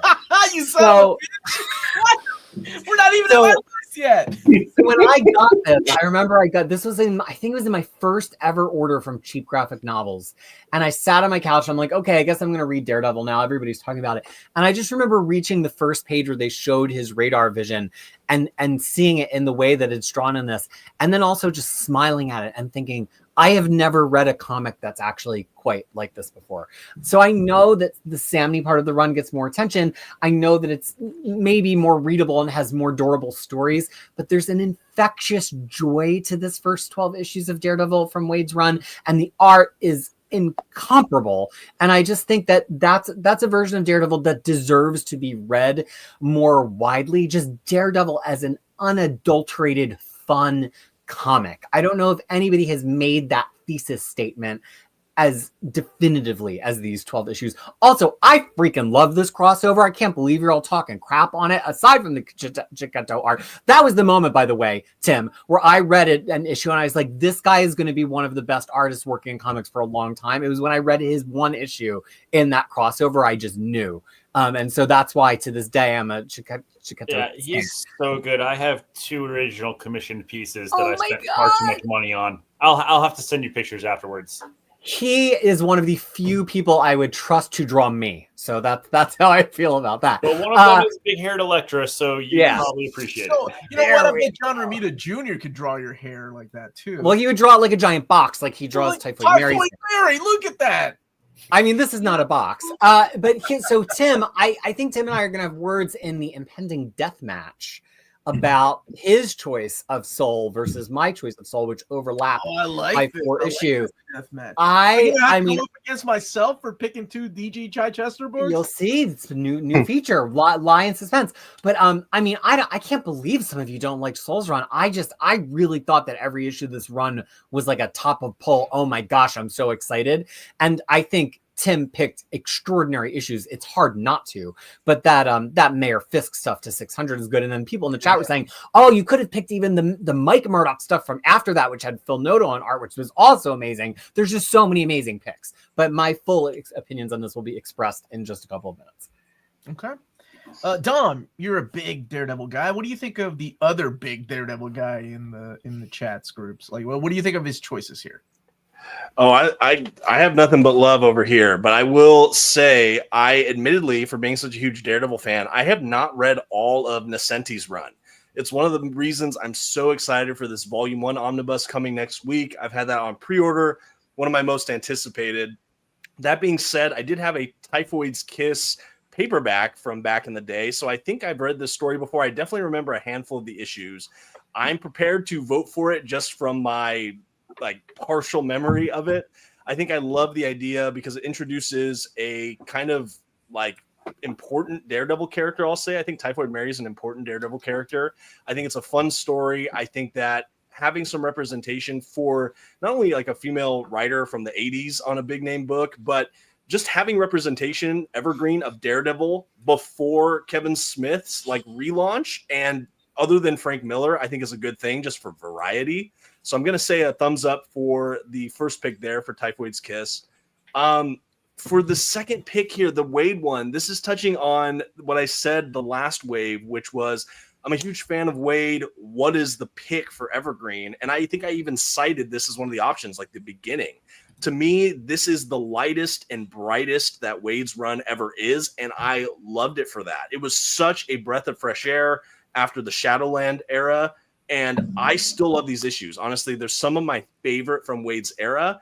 However, I don't know if it was Lars, I think it might have been Lars, who mentioned that there's something about it that feels a bit unfocused. It's not as dialed in as Purple Children is as a story. It kind of goes in a lot of different directions. You get a lot of variety in those handfuls of issues there. So I'm really torn on this because I think that both selections are really great. Like I said, I'm a huge fan of Wade's Daredevil. I probably personally, as me, prefer this batch of issues over Purple Children. But after hearing people in the chat talk more, I almost wonder if I vote Purple Children because it's a more focused storyline. Yeah, so I got to give this a maybe for here. And again, it's not for lack of quality. I'm a huge fan of these issues, but I might have to retroactively go back and vote Purple Children instead of this personally. And then the final choice here, again, I like Charles Soule, but I think I'm probably going to save my Soule vote for Chinatown, actually. I'm excited to talk about that in a little bit. But these are really great issues as well. I'm a big fan of Soule's run, but I think I might save my vote for Chinatown. But I think that these are all great picks. I'm super, super thrilled with it personally. Okay. Larry, you got anything to add about any of Tim's choices? Yeah, unpopular opinion coming here, but I've read a handful of Andersoni's Daredevil, and I just didn't like it. She just didn't do it for me. Maybe I didn't give enough of a shot at it. Maybe I need to read more. I don't know, but yeah. Okay. I'm a big fan of Mark Waid and Somni's art, so I don't know why I haven't read this yet. I guess because I keep telling myself, well, I have enough Daredevil, just like I have enough Spider-Man. So I don't know, but I think Purple Children might be a better choice for this, maybe, because a happy-go-lucky Daredevil is a hard sell for me, but I do like Mark Waid. The third book, I don't know anything about it, so I won't talk about it.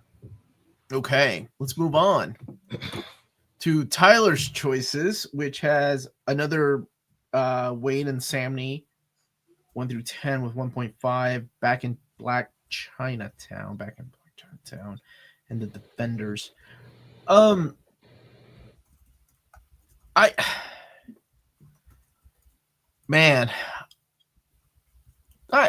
think that's a good choice for Wade. That's the second follow-up, and it will also include Purple Children, won't it? The way that you've got it mapped? The way I have it mapped, yeah. Yep. Okay. Okay. Defenders is a no.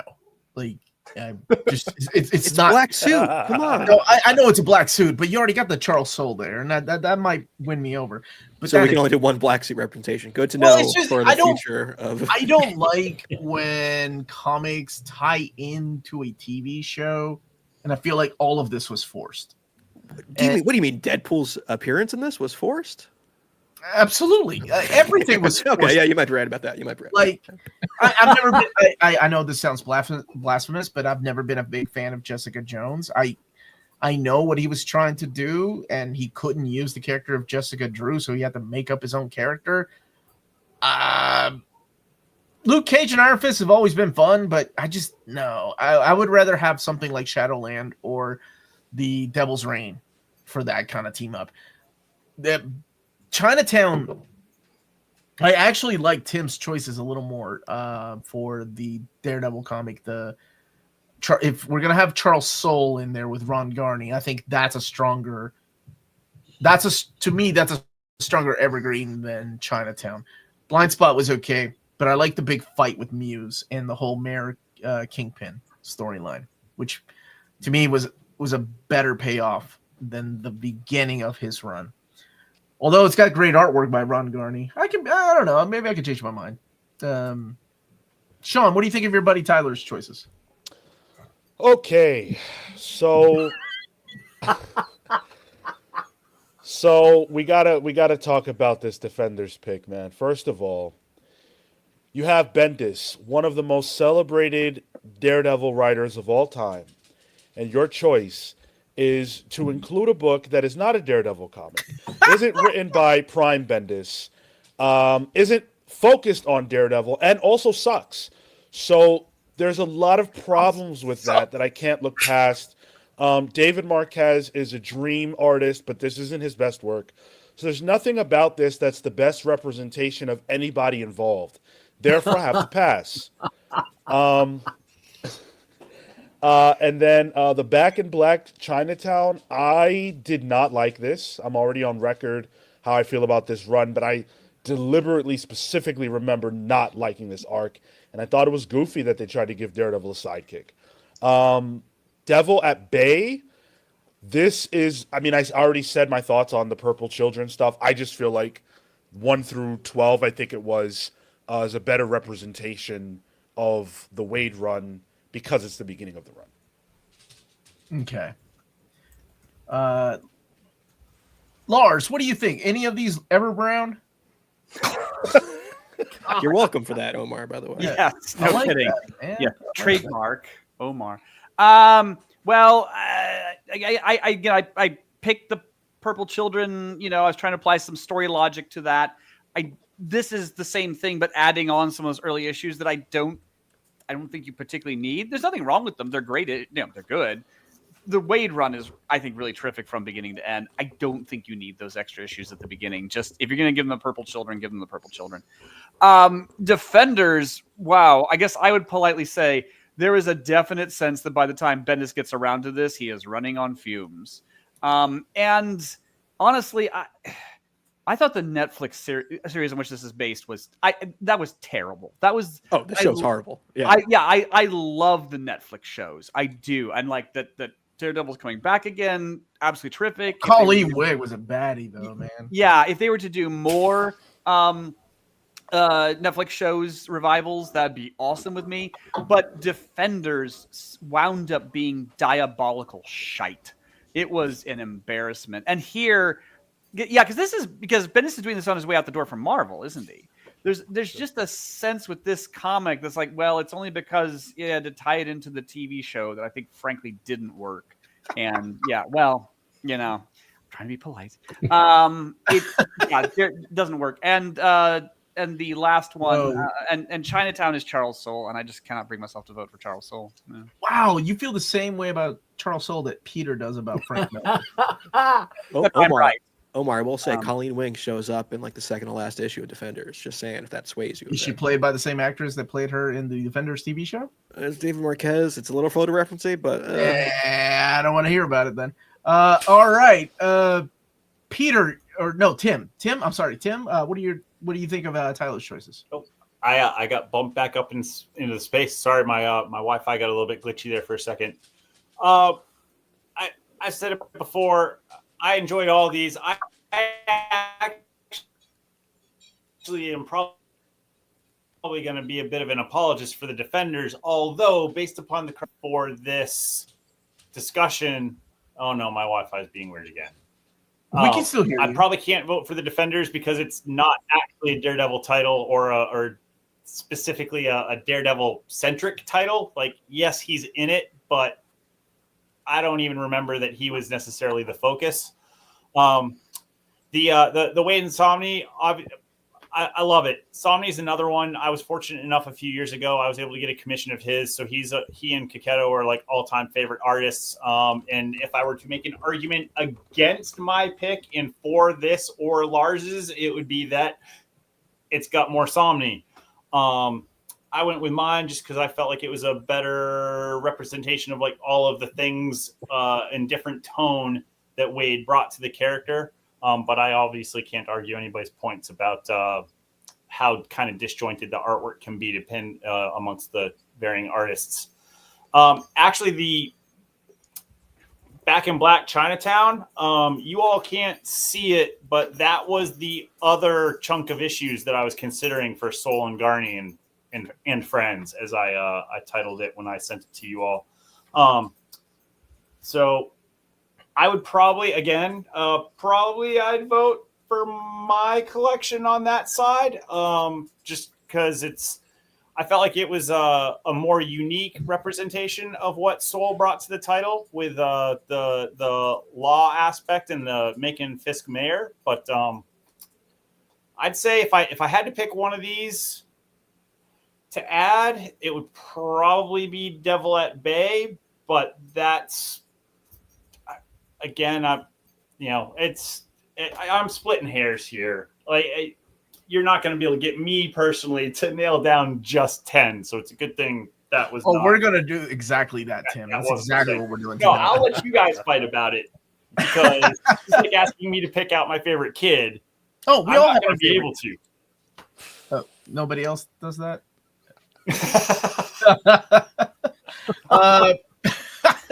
Peter, why do you hate? No, actually, you love all this stuff, don't you? Well, I'll be quick on this one because I feel like I've kind of given similar opinions already. That I just don't love the last half of Wade as much as the first half. I think Lars made a very good pitch for Purple Children. I don't know if I need the first 3 issues, but we'll see how the death match goes. Defenders, I think Devil's Reign is the better Defenders story. And although the art is phenomenal, it's fun. It is fun. I just don't know. I guess I'm thinking of our picks here, especially because it's motivated by these new premiere collections, although not everybody had to pick with that in mind. I want something like of substance that it would be fun to write a cool introduction on, or have how those Penguin Classics editions have academic essays in them. And I just don't really feel like there's anything to say about this Defenders run. It's the Defenders, they defend New York. I don't know if there's a deeper level to it than that. I'm the same person who was quoted a few slides ago to say, can't we have a fun comic on here? So I'm not saying that's a bad thing. I just think it puts a little bit further down. Coming up. I think it puts a little further down the depth chart of these amazing stories. And then, look, I love All of Soul. Do I think issues 1 through 5 are the best 5 issues of Charles Soule's run? No. Do I still absolutely love them and think it's at minimum a 4-star comic? Yes. Okay. Dom, anything to add? Okay, yeah, man, the panels discussions having me just blowing around back and forth with some of this, but I think I'm definitely for the first pick, Devil at Bay, because I think ultimately I like Purple Children, but the fact that we can pad it out with a few issues, it might make the overall story less focused. But if I was a collector, having those couple extra issues to pad out a collection for my dollar would probably get me. And to start with a number 1 of the relaunch for 2014, I think it'd be a good place to start. So that one has my vote for sure. I think Devil at Bay definitely going to vote for at this point. Defenders, I will say this was on my Amazon wish list for a long time, just because it was Bendis. It's the street level Marvel characters. I never pulled the trigger on it, and I don't know what happened. I just never got to read these issues. And even with a lot of people in this chat bagging on it, I just want to read it, honestly. I might vote for it just so I can get a copy because I want to read it. I'll be honest. It was just literally on my list forever. It was never priority enough to pick up, and I completely forgot about it until this list. And now I'm like, oh, I want to read it. I would read it, Wait. If we vote for these, we get copies? Omar didn't tell me that. No, I'm going to buy him a copy so he doesn't vote for this piece of crap. I won't vote for mine if that's the case. But yeah, so I'm just interested. I don't know if it has my vote because I haven't read it and I don't really want to blind vote, but I'm excited about it. I completely forgot it exists, and after this stream, I'm probably going to try to scalp this on eBay. Let's see. The last one, though, Daredevil Chinatown. I do like it. I like it a lot. I thought that this was some of my favorite art during this era for Soul. I just think that they started with a bang. Love the introduction of Blind Spot. I thought it was just such a cool start to a run. And like I said, I'm a fan of Soul's run. But the more we're talking about it, to leave out Muse and that other collection, now I'm all over the place now. So I'm going to go back on if I'm voting for this or not, but I am a big fan of Chinatown. Okay. Get it, Jake. It's Chinatown.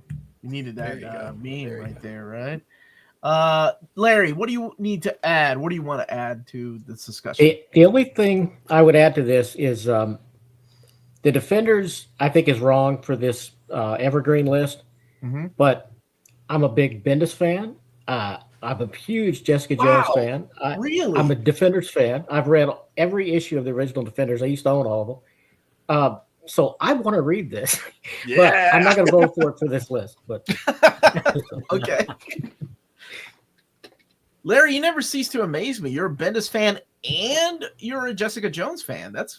You're a Bronze Age guy, huh? Okay, comic and TV show, all of it. Yeah, that's right. That's because Larry has expansive taste. We're always learning that Larry's good taste stretches out in all directions. We're about to find out when we get to my list. Larry and I are going to have to do the Defenders book club over here for this. After hearing everyone bag on it, Larry and I are like, we got to read this. You all can be the guests on an old reader, new reader. Yeah. There we go. Okay. Peter, I love you, so I always have to preface what I'm about to say with that. You're a snappy dresser. I actually, the Devil in Cell Block D, same thing that I said earlier, so I have nothing to add about that. Really, really bold choice with Daredevil Black Widow Go West. I thought it was an interesting take on Daredevil, and it does get him to go out west in California where he has fun with Black Widow, and she does become the supporting character in the book when Jerry Conway's writing it. By the way, I'm with you. The painted pencil artwork by Gene Colan, some of the best Daredevil out there. Oh my gosh, it's absolutely stunning and gorgeous. And the older I get, the more I learn to appreciate his art. He's becoming one of my favorite artists. That's gonna be I'm on the fence on that one, man. That one's a really good choice. Like, I'm glad we have a little bit. I would say, Larry, is this silver, or would you consider this Bronze Age by this point? I think that's Silver Age. Okay, so I'm glad we got a little representation. Speaking of representation, work of art. Wait, hold on. Well, hold up. That is not. Wait, let me see what year number 87 came out. Yeah, it's gotta be. That's it's gotta be 1972. That's bronze, baby. Bronze Age. 75 is bronze. At the beginning of No, 19 bronze starts in 1972 when Marvel starts bringing horror characters back because the code changed. So who said that? Where was this established? I don't know. I used to read Wizard magazine every month. God damn it, Lars! I hate to. Peter's actually right here. Yeah. Peter is actually right. Really, 1972 is the beginning of the Bronze Age. Well. Wait. When did they kill off Gwen Stacy? Isn't that the benchmark? No. No. No. The funny thing is, the Bronze Age is kind of this confluence of events, and like the death of Gwen Stacy is one. Marvel's horror comics coming back is one. There kind of isn't a single issue. Yeah, I don't think there's a hard number as far as a year. Yes, there is. It's Giant Size X-Men #1. That's the beginning of the It's X-Men. No, it's before then. Because we say the Silver Age. Well, that starts with Showcase #4. All right, but Bronze Age is kind of like shifting time and place. Peter. All right, we're gonna have Evergreen choose the beginning of the Bronze Age. Oh, now coming later this year. And then wow, a lot of love for Soul in this stream. I'm really surprised. Not that it was bad. I didn't think. I thought we were going to get more Zdarsky than Charles Soule in here. We just want that omnibus reprint. That's what they're doing. We're just going to keep saying Soul Daredevil until. I'm leaning heavier on Zdarsky because I figured other people were going to due to the recency. That's exactly what I did too. Yeah. That's exactly what I thought too. Okay, I don't know if this is the one though. Work of art and identity are solid, and Charles Soule's art is so experimental in this story arc of work of art. And that he didn't draw it? He did some of it. Yeah, he did. Charles Soule did? Oh, I'm sorry. Ron Garney. Sorry. I need another. You're forgetting. Apparently. And for correcting me twice, I'm not going to vote for that piece of shit.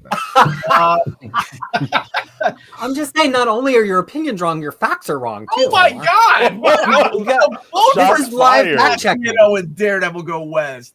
Live fact checking. You piece of crap. Okay, Sean, take it away. What do you think of Peter's choices over here? So I actually was very inspired by Peter's pitch for Daredevil and Black Widow Go West. I really like Gene Colan's art, but I haven't seen it a tremendous amount of time, so it'd be nice for it to be packaged here. And I also think, Daredevil has allies that are fun to see him engage with, and Black Widow is one that, like Peter expressed earlier, a lot of MCU only fans don't really know about. But if you're a comics fan, you do. And so this seems like, not that I've read it, but this seems like a fun adventure that takes Daredevil outside of his comfort zone. And I think it's good when you're doing a list like this to have some type of representation of something that doesn't fit the status quo to the T that we're always used to. So for that reason, I really like this choice. Devil in Cell Block D, I chose it, so obviously I'm with that. And then I've expressed my opinions about Soule's Daredevil already, so I won't belabor it. Okay. And next up is Lars. Lars, you've expressed yourself about Devil and Cell Blocks D, but what do you have to add about the other two choices? I express myself a lot. Work of art and identity. I have to confess, I've not actually read it. Okay. I've been in Charles Soule. I don't quite make it through. I haven't read it, so I don't know. Hold on a second, Omar. Can you confirm if they're actually printing an 08? Are you asking me because I'm drinking? I can confirm that it's not coming. I think, unfortunately, that line is gone for the OHC. I can confirm that the last volume they printed just did not sell enough that they lost money on it, so they're probably not going to print any more of those. They are going to restart the OHC line, but unfortunately not with the Daredevil by Zdarsky. Sorry. What's that? Rumors? What's that? Breaking news? Well, that's not breaking news. He wanted to hear good news, and unfortunately, No, the second part of the sentence. Do we have to get the suit jacket? What are you implying, Omar? Oh, I've already hinted at OHC's coming back. Okay. Yeah, OHC's are coming back. There's a lot of things I know I can't say because I signed an NDA. I knew about this whole DC versus Marvel thing, and I couldn't say a goddamn word. And I'm a good liar. I hinted at it, but I remained quiet. I actually know a couple of the creators on it, but again, that hasn't been announced. So. Keep drinking, Omar. Just have another drink. Yeah, I do need it. Dude, what are you around to this here in a few more minutes? What are you sipping on? There's some other crazy stuff that's coming too that I can't wait. Whether I get to announce it or not, it's going to be freaking awesome. I'll get it Uber to you right now, Omar. I need creative team details ASAP. Creative team details. It's going to be Frank Miller and John Romita Jr. Oh yeah. Sean, by the time that Uber gets to him, you're going to be sober. So. That would excite everyone but Peter. I'm so sorry. Where were we? We're back to me. Yes. Yeah. No. And then Daredevil and Black Widow go west. I mean, I really like and respect Gene Colan. Jerry Conway has created a tremendous amount of characters of whom I am so fond. Both these gentlemen have given great service to the comic book industry, but I just think if we're looking at like the top 10 evergreen stories that I would promote until the end of time, or that I would want to give to a newcomer and say, here, you must read this. This doesn't really rise to that level for me. I mean, I am one of those weirdos who like Daredevil for me doesn't really start until Frank Miller starts. With all due respect to the people who came before it. I mean, without them, you wouldn't have Frank Miller Daredevil, period, the end. But it doesn't rise to the level I think we're looking for. Okay. Lars, does anything else on this list make you rise? Devil and Cell Blocks H. Yes, that makes me okay. like a good thing. Omar, can you send this to Marvel for the Zdarsky oversized hardcover? This little bribe might go a long way. Oh my gosh. I don't know if that's the way it works, but no. Thank you. I'm sorry. I wish I had better news. I'm sorry I broke your heart, Rex. It's not. I can see that OHCs are a bit of a tough sell. Frankly, I do buy them. I do enjoy them, but it's not OHCs. It's future volumes of OHC. So it's like volumes 1, 2, and 3 have to sell. By the time you get to volume 4 and 5, if they're not selling, you're just. But that's what I mean. I can see that, but there's a lot of people I would think would just bypass OHCs and hope for an omnibus. Well, not everybody likes big, girthy things. I know, but we're talking raw numbers. Yeah, but we're talking raw numbers here. I can see that it's a bit of a difficult place to be in. I don't. Okay. So did Lars just out himself as being a fan of the women in prison soap opera, Prisoner in Cell Block H? What are you talking about? Women in prison. Do go on, Larry. No. It's a soap opera. It was a soap opera. Yes, it was. Yes. I do know of it. Yes, I do know of it. Okay. Okay. And Tim, what do you think of Peter's choices? So if you're and obviously the whole point of this is we're supposed to pick out 10 evergreen volumes. In my head, I would want to try to use those 10 volumes to cover a good representation of the entire history of the character. And for that, I'm absolutely voting for Peter's Daredevil and Black Widow Go West. That's a great touchstone point for something pre-Frank Miller. Nobody here is going to argue that Frank Miller totally reinvented the character and set the stage for everything that has come after. But Daredevil and then, Black Widow coming into the title and joining as a co-headliner on the title, I think is a really cool and important fun bit in the character's history. So that one absolutely is getting a vote for me as far as the top 10 go. Devil Tail Block D, Brubaker Lark is absolutely one of my favorite runs of all time. I own a page of Lark artwork from that run, not specifically Cell Block D, but later on. And that's come up a couple times tonight, so that'll get a vote. And obviously, I love the inclusion of the Soul arc there. There's obviously, we got a few options on that side, so something Soul is going to be in my top 10 for sure. So I love all of them. Surprise. Wow. Okay. Tyler, what do you think of Peter's choices? So it's funny that this era of Daredevil is where I got introduced to the character. I remember some of these Conway issues being in like my dad's long boxes that he gifted me. So like that's probably the Gene Colan Daredevil might be the first time I've seen Daredevil ever. And I think if we're thinking of like a top 10, the same argument I would have for Nascenti, I would probably want this era of Daredevil in there somewhere. I think the Stanley stuff, maybe not so much, but at least something from a different age. Devil and Cell Block D, I mean, like we just did a book club on Brubaker's Captain America, and like Brubaker just was hitting around this time. And I think Devil and Cell Block D is a good representation of that. Michael Lark is killing it on that. You get all of Daredevil's like fun supporting cast too, like Kingpin and Owl is in there as well. So if we're gonna pick one from Brubaker's run, that's the one in my eyes. I disagree with the Soul pick, but not for it being a Soul pick because there's one in my picks, but just the run. I mean the section of it.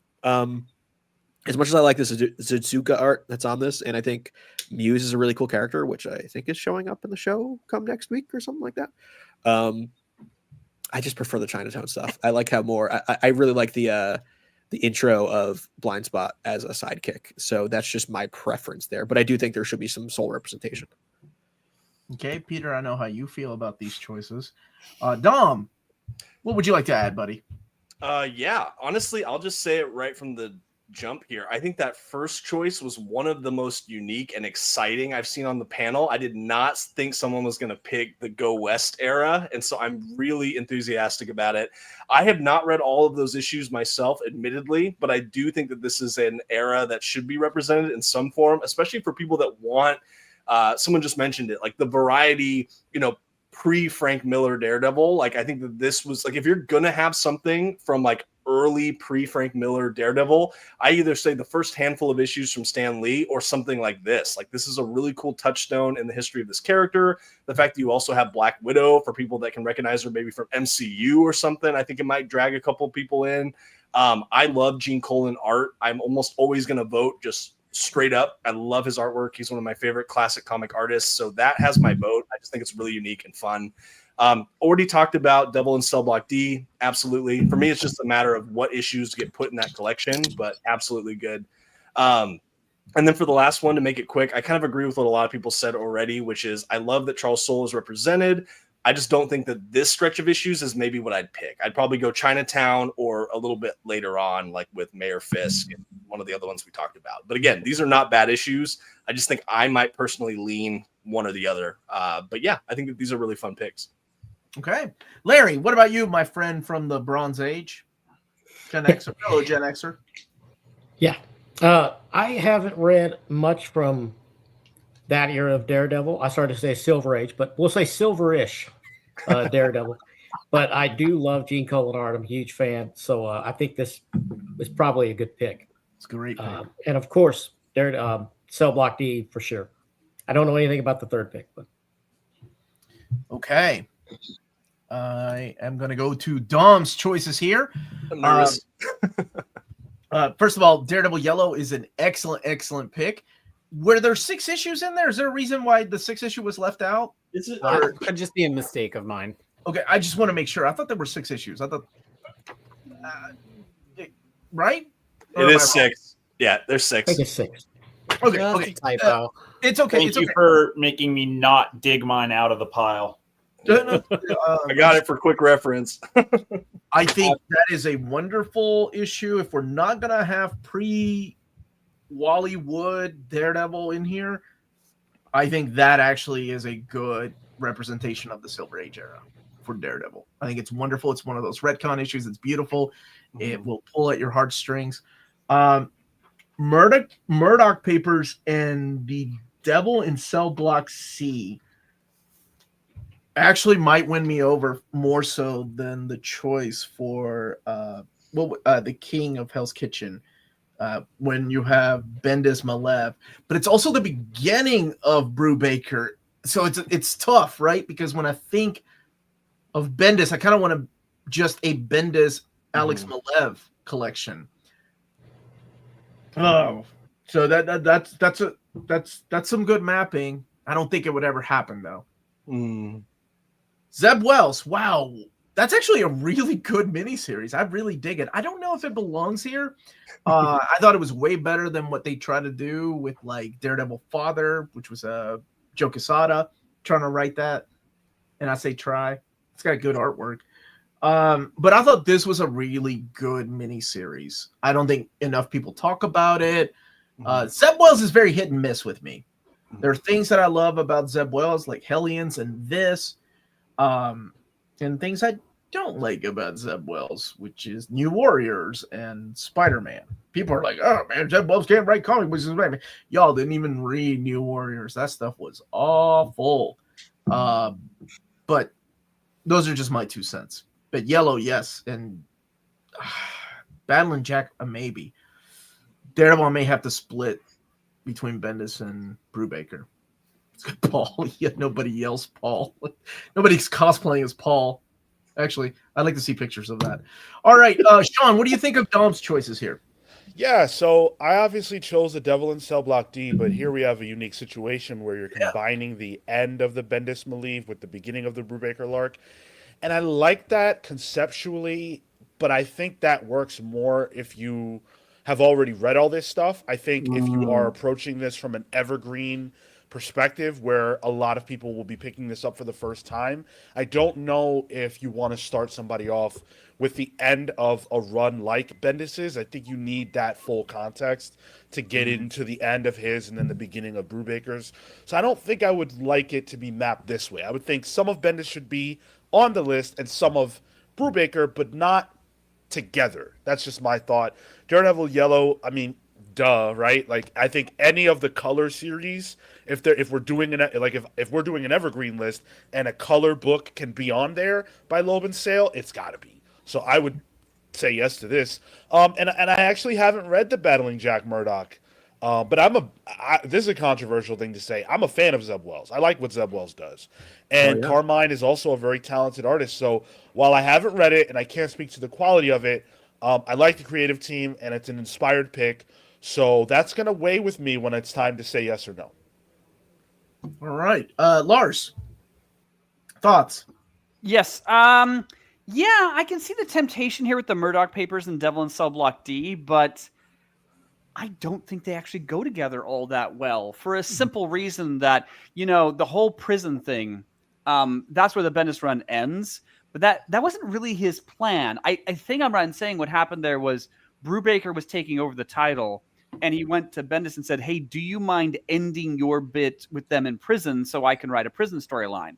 And Bendis went, okay, sure. It's weirdly not the culmination of the Bendis era. It's just part of an ongoing series, which is fine. I mean, I don't object to it. But yeah, do these two go together? They really don't, I think. Because even if you like the Murdoch Papers, it's like, well, that guy's gone now, and we're going to go in a completely different direction. Two very good stories, but pairing them is not maybe as logical as we might think. I haven't read Batman Jack Murdoch, so it could be very good. 2007 was an odd year for me, so certain things passed me by. It could be good. I don't know. I haven't read it. I've never been convinced that Daredevil Yellow is Loeb and Sale's best work. It's fine. It's fine. If anything, emotionally, I found more to enjoy in Spider-Man Blue. I thought Spider-Man Blue was actually quite engaging and arresting and made some interesting points. I mean, this era of Daredevil didn't last long for a reason. The yellow costume didn't stick around a long time for a reason. It's kind of interesting seeing the characters in their original state, but I mean, they're kind of underbaked at this point. They're not the characters we know, and it's not a radical reinterpretation of it. So it's good. It's good. Is it great? I don't know that it's great from a team that does great quite a lot. They do great quite a lot. I was going to say, I think, but you're doing it an injustice, I think, if you're comparing it to Spider-Man Blue, because we're not talking about the best Jeff Loeb and Tim Sell. I understand that. I'm just saying that this one didn't as much do it for me as other Loeb and Sale work has done it for me. That's what I'm saying. Yeah. So I don't know. It's like, does this land on my evergreen list? It's good. It's good. It's good. But did it get me all fired up? No. Do I own a copy? I don't own a copy. I own a lot of stuff in Loeb and Sale done. Whoa. Okay. Wow. Tim, what do you think of Dom's list? Overall, I really like it. But going back to what I think Sean and both Lars had mentioned, I personally really love the idea of having the end of Bendis and the beginning of Brubaker in one trade, because I was buying the single issues when it came out, and I remember the whole like, oh hey, we're gonna end one run, putting the next group in the corner, and then the next guy, the next run, the team coming on is gonna have to work their way out of that. And whether or not that was more cohesively orchestrated behind the scenes or not, that's a story for another day. Just I remember that time frame, and I remember how neat that was reading month to month. But in the interest of an evergreen title, I'm not sure it works quite as well. But again, love the material. Daredevil Yellow, that's going to be another one for me that is an absolute vote for the top 10. I think it's a great, similar to Peter's earlier years selection. This is a great touchstone of an era that wasn't really around for very long. And to be perfectly honest, this is a better representation of the yellow years than anything rest in peace Stan Lee ever did. So I think that one's a definite. Battling Jack Murdoch, I love that somebody went off the board with this. But again, as much as I love it, I don't know that it really would have the staying power as far as a top 10 evergreen title. But I really love that somebody brought it up. I have to give it to Tim for separating what he loves from what would be included in an evergreen. I think sometimes we're so attached to a story that we forget, what would make a good evergreen. I know that happened to you a lot, Omar. Well, no, it happens to Peter a lot. God damn it! Quit stealing my material. We haven't even got to your list yet. Tyler, what do you think of Dominic's list here? Yeah, I'm kind of on the same boat for the first pick as everyone else, pretty much. With it, as an ingrained comics reader, reading those back to back is interesting to me. It kind of reminds me of the Commandi method, where people would just put the other writer in a hole for the next issue. So I would want to read that as a fan, but I don't know how you would package that. Is my issue. Because when I look at a hardcover or an omnibus or something, I want to see a creative team on it. Brubaker's Cap is what I just picked up. So just personally, from a collection standpoint, I would prefer something a little more singular in terms of the creative vision. But I kind of want to do this myself and check these books out back to back, just out of curiosity. Daredevil Yellow, Jeff Loeb, Tim Sale. It's gonna be on pretty much most characters they've done's list. That book will be on there, and I think Daredevil Yellow is great. I think it's the best thing that Yellow Suit did, outside of maybe inspired D-Man's color choices. But I think that's a good pick, and I would enjoy it on there. I have never heard of Battling Jack Murdoch, this book. I mean, I've heard of the character, and I'm like Sean. Me and Sean are Zeb Wells apologists. We're big Zeb Wells heads, and I really like Zeb Wells' Spider-Man run. And I like Carmine D. John Domenico. You two then. Yes. I talked about Dark Web. I'm going to bring it back in here. That's also Zeb Wells. So this is I'm an unapologetic fan. Good on you for liking what you like. I like that. Yeah. Own it. I think the Paul stuff and Zeb Wells has written multiple times about people being cheated on. So therapy.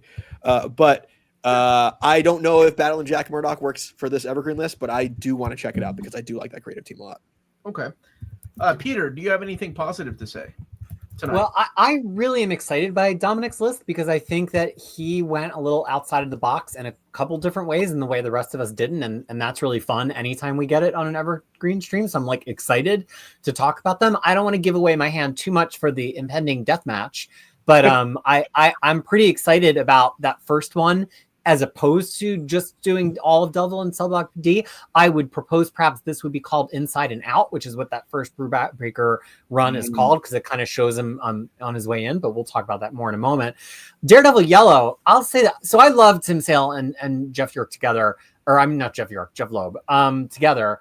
I love Long Halloween. I find that on the Marvel stuff of theirs, it often, the Silver Age stuff is so good already that I'm like, did we need to go back? With Batman, it's like, well, we needed to insert more noirish early stories because they don't exist. But I don't always feel that way with their Marvel stuff. But that's why I do like Daredevil Yellow, because Daredevil was probably the weakest of all the initial like big Silver Age lines that launched. So like Daredevil really did need a re-examination, which probably the second weakest was Hulk, and then everything else is like decent to great. So I kind of question like, well, do you need Spider-Man Blue? Yeah, it's good, but do you need it? I actually think Daredevil Yellow is necessary. I'm a huge Zeb Wells fan. I would go so far as to say I'm a Zeb Wells apologist. I can't believe that Omar doesn't like his New Mutants run, which has caused a irretrievable fracture in our friendship. Yeah. But I was so unaware of this book that I had to triple check that my Daredevil guide had it, because I had no recollection. The guide does have it because it is definitive. But I love Zeb Wells, and I loved G. Domenico, especially in this period from 2007 to 2011. I think he's like all hits. So I haven't read it, but that should not stop you. That is not one of the rules of Evergreen. If somebody makes a case for a book, you should vote for it. I don't know that I've heard the definitive case of why this is an Evergreen Daredevil book. I've heard that it's good. I've heard that it's fun to read. I've not heard this is a top 10 Daredevil book. And especially sitting next to Yellow, which is another like early career retcon book. I don't know that we need two early career retcon books, especially when one of them is not primarily about Daredevil. Okay. Larry, what would you like to add? That first book there, I love all that material, but like people have said, I'm not sure that works as a standalone. I don't think that mapping could really do it. I love it all, but of course, you know how I feel about Daredevil Yellow. Got to be there. I have read Battle and Jack Murdoch, and I liked it a lot. I don't know if it's quite good enough to make the cut we're doing here, but I did like it a lot. So. All right. If I can quickly double back, sitting here, I think maybe I was a little unfair on Daredevil Yellow. I think yes, everyone's praise for it is actually on target. I think I'll vote for it. So yeah. But Lars, don't backtrack now. No. Nut up, man, and just unlike some of us, Omar, I'm willing to admit when I was wrong. So yes. Well, I'm not. Okay. Larry's choices. Here we go. Guardian Devil. Thank you so much for putting that there. I actually thank you so much for your list. I love your list. Like I have nothing negative to say about your list. I think Elektra as a whole, I would even take it all the way to the end. What is that? 190, 191? Is that it? Would that break the rule? Is that because you don't read the rules that you would take it all? No. You said 15. No, 15 issues. I can't math right now. You could just do 190 and 191. You could skip the intervening issues. Okay, fair. Yeah. Okay, but I think it's excellent. I definitely think it needs to be Evergreen. There is a damn reason why every time I announce Daredevil Omnibus by Miller and Klaus Janson, people roll their eyes, but it sells out. It's sold out again. So it's just wild. It's a must. It's a must. Absolutely. Absolutely. And Elektra needs to be Evergreen. I think it's wonderful. Guardian Devil, to me was my return to comics, and I remember reading it, and I'm like, oh my god, they got Kevin Smith to write a comic book that's not Clerks or Mallrats. I'll check it out. It's wordy as hell. I loved it. I know that, some people will immediately put it up there with like Kyle Rayner's by Ron Mars and Women in Refrigerators having to do something horrible to the female character in order to propel the character forward. I love it. I thought it was destroying Matt from the inside out, kind of like the same way that Nascenti did with Typhoid Mary. Like, we can't have Matt be happy. We can't have Matt be happy with Karen Page because she's a terrible comic book character. I mean, those Silver Age stories were awful, man. But I'm here for that wonderful artwork by Quesada and Palmiotti. Like, beautiful artwork, and yeah, it got me back into the character. Loved it. Plus, I will say that I think out of all the choices, that's the one that actually touches upon his Catholic roots more than any of the other choices we've had on the Evergreen.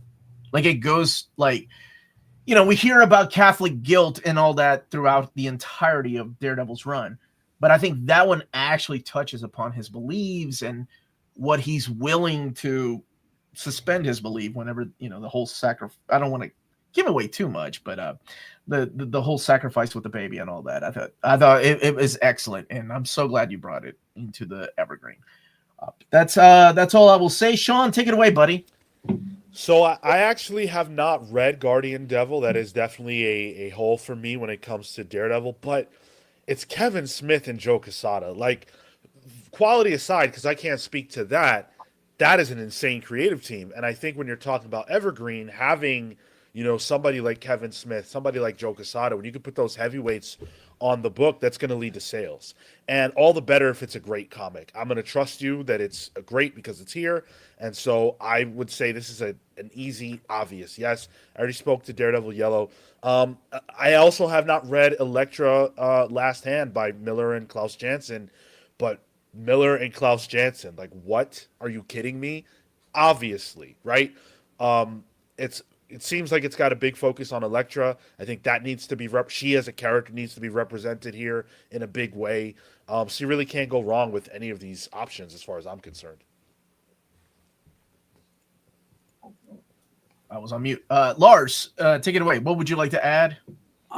So I'm thrilled that someone actually chose some of the Frank Miller run. I thought, wouldn't it be funny if in this Evergreen thing, nobody picked Frank Miller thinking it was too obvious? Well, as the lore has established, then it becomes your fault when no one picks Frank Miller. I know. I debated picking it myself, but I thought I was surely someone will pick this. Surely someone will pick this. It has to be there. It is clinical insanity. I think, again, as Omar was saying, here you could add issue 190 and 191 and cut out the intervening issues, and it would still work really, really well. And then you get the whole thing. You could maybe even throw in the what if Elektra had lived from Frank Miller as well. And no. That would take away from 182. Wow, one of the most. It's alternate reality. It doesn't count. In 182, he's like contemplating suicide because he. I know. Well, yeah. You're talking about the end. I thought it was kind of touching that Miller actually did that issue. I thought that because there's a lot of what if that's not done by the main writers of a character, but that one, was quite good. Daredevil Yellow. You know what? I think I was too harsh on that one. In fact, sitting here, I found a cheap copy online. I've actually ordered a copy so I can read it again. There we go. You've cost me some money, and I stand corrected. And that one I've ordered it. And that's what these streams are about. Yeah, exactly. Yeah, no, I told you I have a friend in town who doesn't watch these streams. It costs him too much money. He'll give Omar money every month, as on Patreon. But yeah, okay. Guardian Devil. Here's the thing. So, I mean, just going by the art. I mean, Joe Quesada's art. Jesus Christ. Outstanding. I mean, look at that cover right there. Holy buckets. Just pops. Yeah. Yeah. It is absolutely, just amazing. Unfortunately, there is an important regard in which I absolutely hate the story. Hate it, loathe it with a white hot intensity. No, is that because you're a Karen fan or what's going on? No. Well, sorry. The decision and I don't know. I mean, obviously Marvel approved this, but Kevin Smith comes in, and Kevin Smith is a great writer. He really is. The decision. Oh, I've seen Zack and Miri make a porn. Go on. Yeah, well, the decision to kill Karen, the decision to have Bullseye kill Karen by stabbing her in the heart is unforgivably stupid because because all that establishes is that I Kevin Smith too have read Frank Miller issues. It's Elektra all over again. And to now have two girlfriends on Matt Murdock's part who have been stabbed through the heart by Daredevil, that is just such a stupid repetition. It's kind of comical. It's kind of unintentionally comical that every girlfriend on Matt Murdock's part will be stabbed through the heart by Bullseye. No, just two. Don't be an absolute. Just two. No, I thought that was an unforgivable repetition. It's like, well, look, that worked so well. I'm going to do it again. It's an unforgivable cop out on Kevin Smith's part. I don't know if you need to time and a place kill Karen for whatever reason. Okay, don't do it that way. It was an unforgivable cop out, and I can't stand it. Wow. Yeah. Okay. They could have drawn a perfectly good refrigerator. I mean, right. Yes. Obviously, stuffing her dead body into a refrigerator is a new and fresh idea. No, I just that was a terrible way to if we didn't have that, then he wouldn't be as mopey and all of Bendis's have. No. Again, this isn't about so much about like getting rid of her off to the side or whatever, but that it's the way it was done. It's the way it was done. It's the execution. It is an unforgivable copycat. And again, the mere moment you go, oh, Elektra and Karen were killed in this way, you just start laughing because it's just such a stupid idea. I don't know. I kind of. Okay, well, that's a story for another day. Tim, what do you think of these choices? I'm gonna sound like a broken record. I like all of them. Although, obviously, I already mentioned before Daredevil Yellow. That absolutely will be a top 10. I also mentioned earlier. I shied away from any of the Miller material, because Born Again was already on the no touchy list because of the format of this. Also, in my head, like you mentioned, Omar, the Miller omnibuses have been reprinted perpetually for years and years and years. So in my head, they kind of already are evergreen. But if we are not considering other formats as readily available, and the whole point is 10 evergreen volumes that cover, the history of the character, then this selection of Larry's for the Elektra Miller material probably has to get in there too.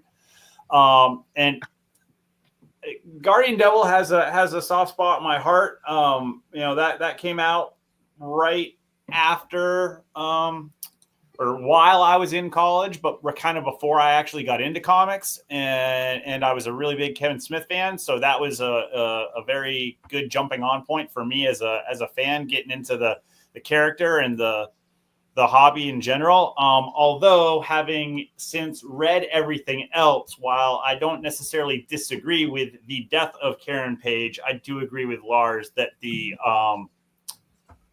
way they did it was terrible.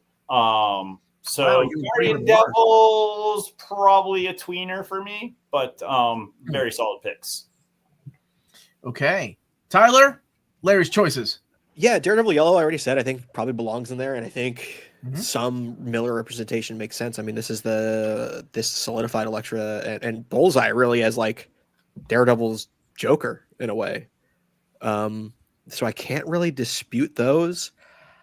Okay, so Kevin Smith's run on Daredevil, I've never read, but I recognize this and Marvel Knights' importance to Marvel at the time and kind of a tonal shift that the comics kind of took that this helped guide. I just don't care much for Kevin Smith as a person.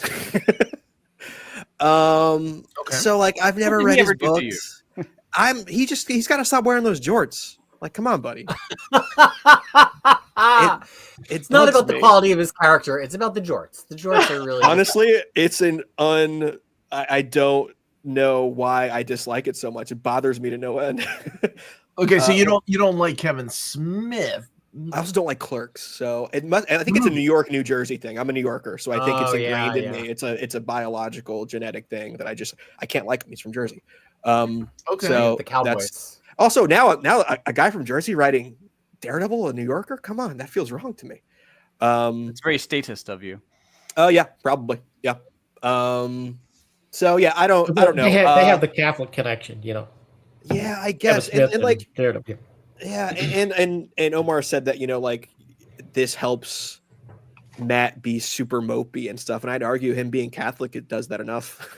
As somebody raised Catholic, we are super mopey. It's there, yeah, I get it.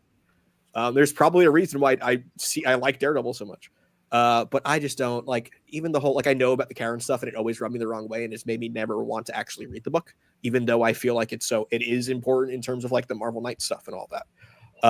And the Quesada art is great. Like, these would be Marvel Snap variants easily, that people would pay money for essentially an NFT. So I can't dispute it. You have snuck in so many amazing asides into this. My Kevin Smith hate brings out Jorts, New Jersey, NFTs. I mean, just keep going, keep rolling. I really do think this is the first time on an Evergreen stream that somebody has brought up jorts as the reason why they can't pick a book. It's the hockey jersey jorts combo. Like he lost weight, he looks great, but like he still has the same size clothes. I don't know. It bothers me. I don't know what it is. You know, like when people. Okay. Don't pay me. Don't put me in that hole. Peter, what do you think? Do you like Kevin Smith's jorts? So look, as you know, I'm a similar age to some of the older folks on the stream, and I think with the Kevin Smith Daredevil, you have to kind of remember where we were at that time. Like, that Kevin Smith, this is pre-Dogma. He hadn't gone fully mainstream at this point, so it was still kind of like weird and counterculture that he was writing Daredevil. Everybody knew he was a comic book fan, so it was a big get, but it was like not everybody knew who he was in the way that he's just a public filmic figure in the 2000s and 2010s. And I think it's one of those books that you have to consider in the time. Even the Karen Page plot, which now seems so irredeemable, like in 1998 to launch Marvel Knights, that had a time and a place. Does that forgive it enough to be an evergreen? I won't decide until it's vote time, but I do think that this is one of those books that if you were alive and of age to pay attention to media and the news and pop culture in 1998, it makes a lot of sense thinking back to that. And I think Tim's comments kind of made me think about all of that as another one of the lapsed Catholics on the stream. Also, Quesada's art. I mean, I look at that. I was reading somebody's article. I wish I could remember who recently, of like, nobody was doing what Quesada was doing. He was already great. He was already great on X Factor. He's already great doing Ash, which I know Omar and I have a soft spot for his indie book Ash. But like, the rest of the industry was staring at him doing this book, and Lars probably remembers this from the Wizard era, going like, how the is he doing this? And I think now we kind of take him for granted that he's kind of went and been management. And he did covers for so long, but you can't overestimate the bomb blast of seeing his interiors on this run. Otherwise, I mean, I can't fault Larry's picks. This is a straight ballot vote, even for stuff that I don't like retcon series, Women in Refrigerators, and Frank Miller. But like, Larry knows what he's doing, I think, is the message here. That's a good book title. I'd read the shit out of that book. Dominic, my friend, what do you think of Larry's picks? I love Larry's picks. I probably shouldn't have been surprised that I was going to. I'm a fan of his channel, just saying. This is all green lights across the board for me. Absolutely. Guardian Devil was when I started reading Daredevil, like, kind of consecutively. You know, like, I read some of the early Silver Age, some of the Frank Miller stuff, but Guardian Devil's where I decided to like kind of plant the flag and just go. So Guardian Devil always has a place in my heart. I think this, and then Parts of a Whole with Quesada and David Mack, is the strongest Quesada art I've seen that I'm a fan of personally. I think the art is just top-notch, dialed in. I also think that Guardian Devil, of all of our choices, is maybe one of the best for something like a premiere format. I think this and Devil in Cell Block D are probably my top picks, maybe Yellow as well, I think that this is a fantastic choice for like a premiere kind of format. You could probably get an essay from Smith, and like I just think it's so great, so self-contained. You have Smith's entire run here in these 8 issues, and I think it's fantastic. Honestly, I get the argument for the Karen Page of it all, and I think that that's a valid argument. I get that argument. I just don't think I care. I think the art's great. There's some twists and turns in here that I thought were really fun. So yeah, definitely green light there. Daredevil Yellow, I picked this as well. Absolutely. Just going to move on. I didn't pick Frank Miller because I just thought it was like everyone was going to pick it, like a lot of us have said. But I think outside of Born Again, outside of Man Without Fear, this is the one. This is the one to pick. I think this would also be a great premiere format. Maybe add a couple more issues, but yeah, this is it for me. Absolutely.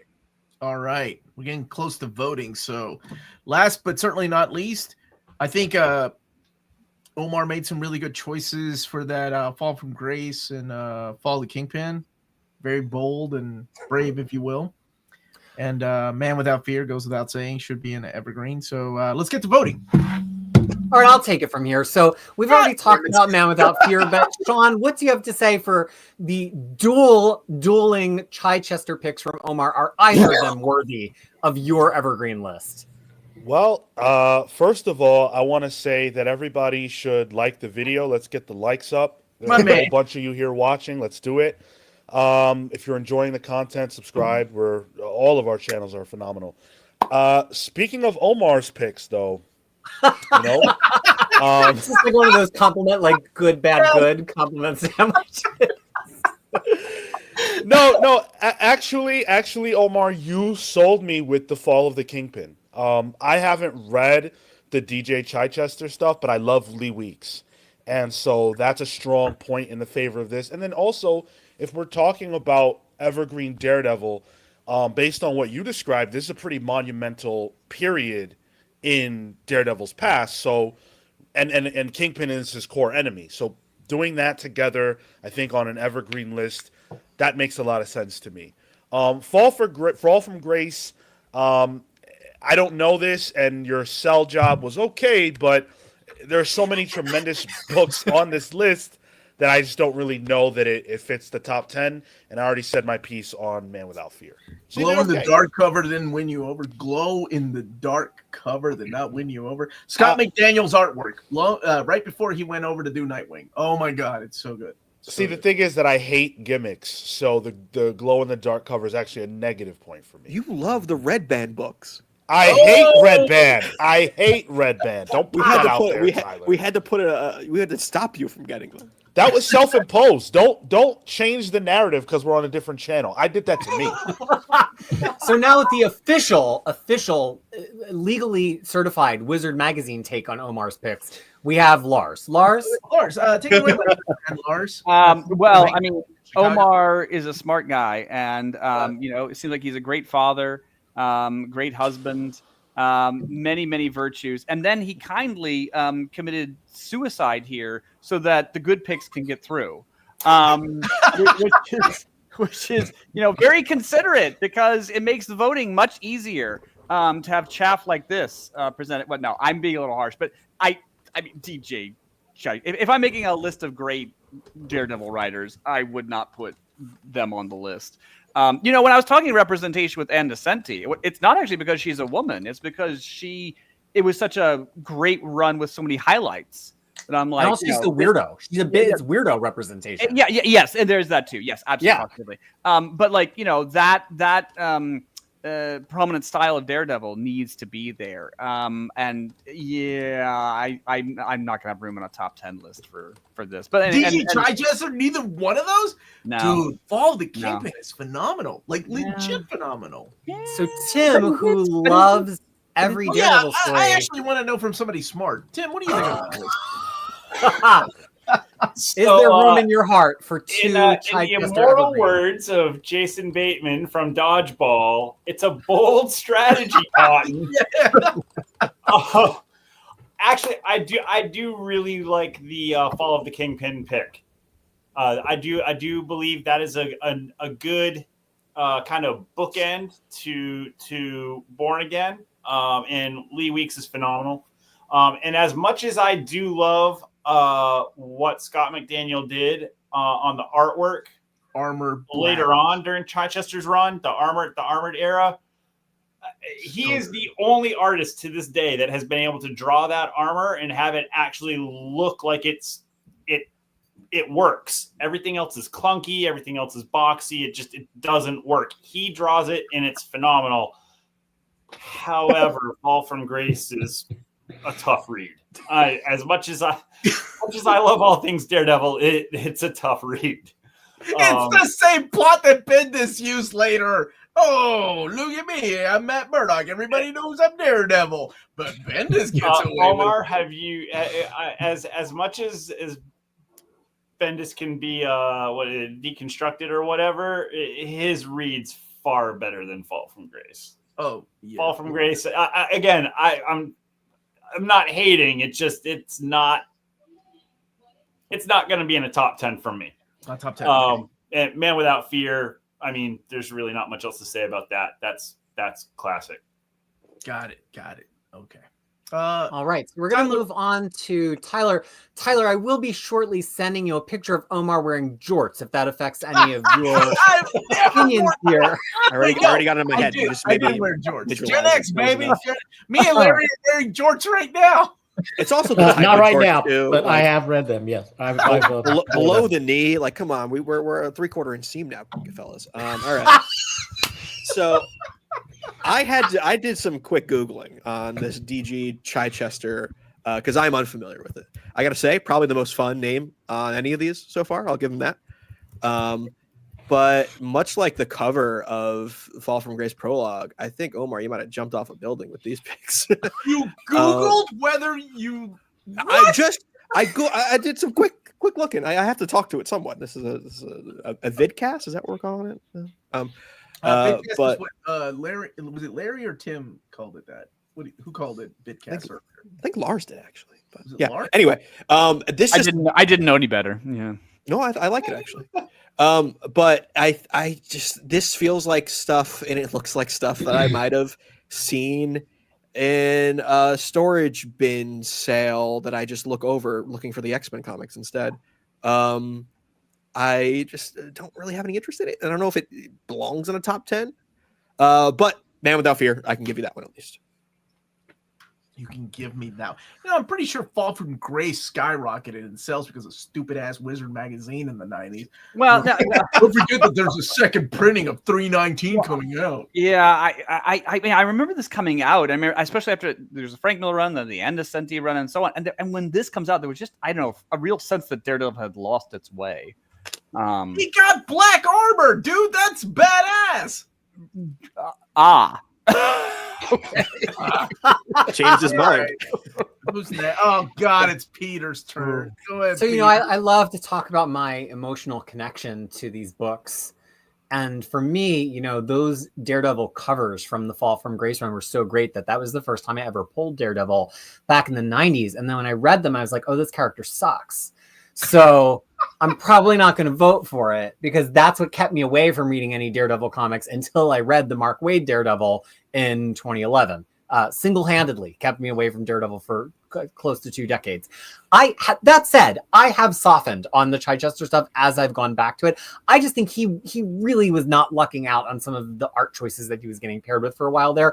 That was not the case with Lee Weeks on Fall of the Kingpin. I kind of feel what everybody else has been saying, which this almost feels like a Born Again helper volume. It almost feels like we could do like a Born Again companion that has this and like some other stuff. I just don't know if I'm excited about these 4 issues by themselves. I think if you had done some homework like Tim did to Glow in the dark cover. with that $2 is actually what he paid for it. I think if you had told me that thing would be worth $30 by now. I think if you had done more homework like Tim had done to like maybe throw some other issues in here to like make me more titillated, I would be more excited, but I just don't know if I care enough. I don't care for your choice of words. Thank you very much. But let's not just take my word for it. Let's go to another massive Daredevil fan. Does he have room in his heart for DG Chichester? Oh, yeah. Dominic. What do you think, Dominic? Okay, here we go. I'll Who say wants to be this. invited back on the channel again, Dominic? I will say I'm going to say what I was going to say before I heard that comment. So how I feel about this, I'll admit I'm trying this whole time to remember if I've read Fall of the Kingpin, because I'm looking at it. I'm like, I don't know if I've read this, and I certainly want to. Unfortunately, I can't speak to it because I don't think I've read Fall of the Kingpin. And it's going to bother me until I look it up and confirm that. But so I'm just going to pass the first one because I don't think I've read it.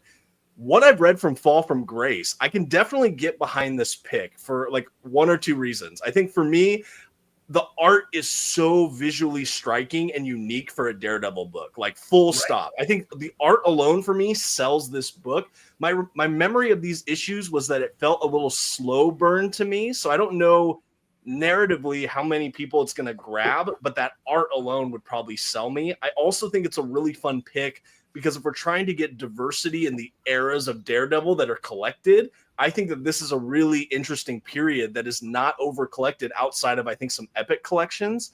So I think that I could definitely get behind Fall from Grace. And I know that that's not a popular opinion, but I think I could, just because it is a unique chapter in Daredevil's life. You get the black armor and the art is just striking. And then, Man Without Fear was almost on my pick. It probably should have been my pick instead of Battling Jack Murdoch, but I just want that to get reprinted for people to read it because I just think it's brilliant. But Man Without Fear is a no-brainer evergreen for me for Daredevil. Awesome. Larry, my fellow Gen Xer, my Jorts buddy, what do you think about this amazing list? Well, I haven't read any of the Chichester stuff. I am a fan of Lee Weeks, though, so that's a little intriguing there. Mm-hmm. But I'm definitely all for Man Without Fear. I think it's great, and I think it's a good pick. Okay, so you're in for Fall for Grace and Fall of the Kingpin. Got it. Peter, what's the next round? What are we doing next, buddy? Well, now if you'll advance to the next slide past this blank one. Okay. So we had to go back. Okay. So I had to think of a new mechanic for this new format where we get to pick our own books because we can overlap each other, and we don't want to go into voting and pick everybody votes for two things that overlap by 6 issues. That's not the spirit of this. So anytime anyone has an overlap, this is what we're going to do in this new version of the format. There's going to be one chance for the people to work it out in a friendly fashion, and if not, these two books will be put to a head-to-head vote by the panel to see which version of the book the panel would like to take with us to the final voting. You're not saying you're going to vote for it. You're just saying one of us is better than the other one. So to show how this could work, because we've never done this before, if you go to the next slide, we're going to have a conversation between... Oh, was that the first one? I didn't know that was... Yeah, that's the first one. We're going to have a conversation between Sean and I and Dom about if we can come to an agreement about which one of these we're going to put forward. And if not, the panel will decide for us. Now, I've been saving my case because I knew this was coming. I am on Dom's side here. I think it's more interesting and more unusual and better marketing to show two halves of the story and to show how it progresses. We're not picking books to necessarily fit into a perfect reading order here. We were allowed to skip issues. We're allowed to mix and match, just like Hickman did an abridged version of his Fantastic Four for the premiere collection. So I think what Dominic did is very clever, and I think it's actually a more interesting textured read to get to see the end of Bendis and the beginning of Brubaker. So personally, I would actually side with Dom. But Sean, what do you think? Sean, really, hold on to that thought. Peter, I did not know about this round, and I've been drinking, so I don't know if I agree with these rounds, but I will try my best. Let me get these. Nick said he paid $2.85 for Daredevil 321. Thank you very much. Was that with shipping, Nick? Without shipping. And then, thank you, Mega Shrimp. So this video has the wrong title. It should be called The Roast of Omar. That's why I invite my friends over, my friend. That's why I invite my friends. Okay, now, Sean, take it away. So it's unfortunate that my ally Crisis has actually switched up on me in this instance. I thought we were going to be. Do you feel betrayed? Together. I do, and I see that goes around here a lot, and I will recall that in the future. Wow. That being said, though, I stand by my earlier statements where I do believe that both of these runs are better represented separately. For Bendis, you're not getting the best of Bendis. You're getting the end of Bendis, which isn't even what Bendis originally intended to do, just to satisfy what Brubaker does. And so I don't think taking not the best part of Bendis and Maleev's run just to wedge it in to this, overall addition we're making here is the most effective way to present the material, and I think that would actually hamper it more than it would enhance it, especially if you're talking about somebody who has not read these before. Yeah, any one of us would love to do this, and we could pull out our Omnibuy and do that for ourselves, but I think if we're talking about evergreen material, this is not the way to present that to a potential reader who is reading this, way after the material was released. All right, so Sean and I are split. Dom, this is a 3-person death match. Are you sticking with your original pick, or would you be swayed to just have it be Devil and Cell Block D? You know what? I'll be honest. I've heard the arguments all night, and I'm not even saying you're wrong. Like, I honestly think that you make such a solid argument. It is all of Brubaker's story. You could just collect that. Clearly, that was the way that he intended that. I think why I'm probably still in my camp is I just love the idea of an in and out. I love that we have the lead in and the breakout. I also think that the premiere format, I don't know what they're going to do, if they are going to collect runs or if we are cherry picking different issues or kind of mixing it up a bit. And I think that this would be a fun kind of experimental volume to do that. You still have an unbroken number of issues here.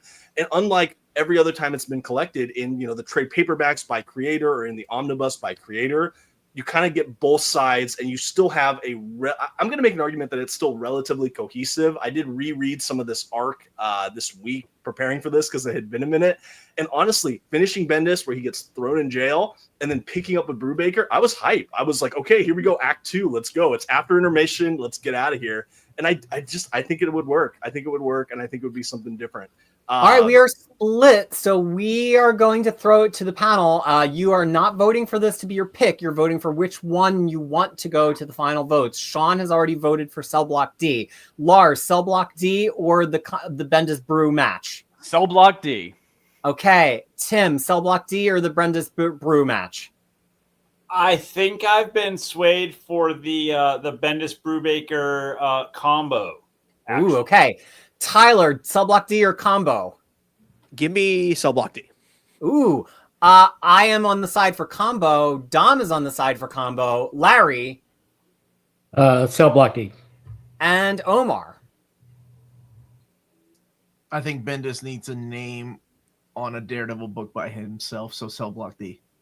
All right, well, this one happens to be tied, so we will, I guess, bring the two of these into voting with us. And it'll be worked out there. Or let's go to our second death match, please. And let's keep it crisp here. So Tyler and Lars, can you come to an agreement on which one of these we should take into the final voting? I mean, I think we're agreed upon Purple Children being the important part of it. I think the discussion is whether or not you add more. I personally just don't think it does. I mean, sure. you got more issues in there. I mean, honestly, if we're somewhat swayed by the numbering here because that's a number 1 and Purple Children starts with number 4. But honestly, those first 3 issues don't really. I don't think they contribute to the story. I think you'd just be sitting around waiting for the Purple Children to actually happen. Yeah, that's fair. That's fair. All right, we're going to bring Purple Children with us to the voting. Now for our final death match. I am up again, I believe. Omar, if you can take us to one more slide.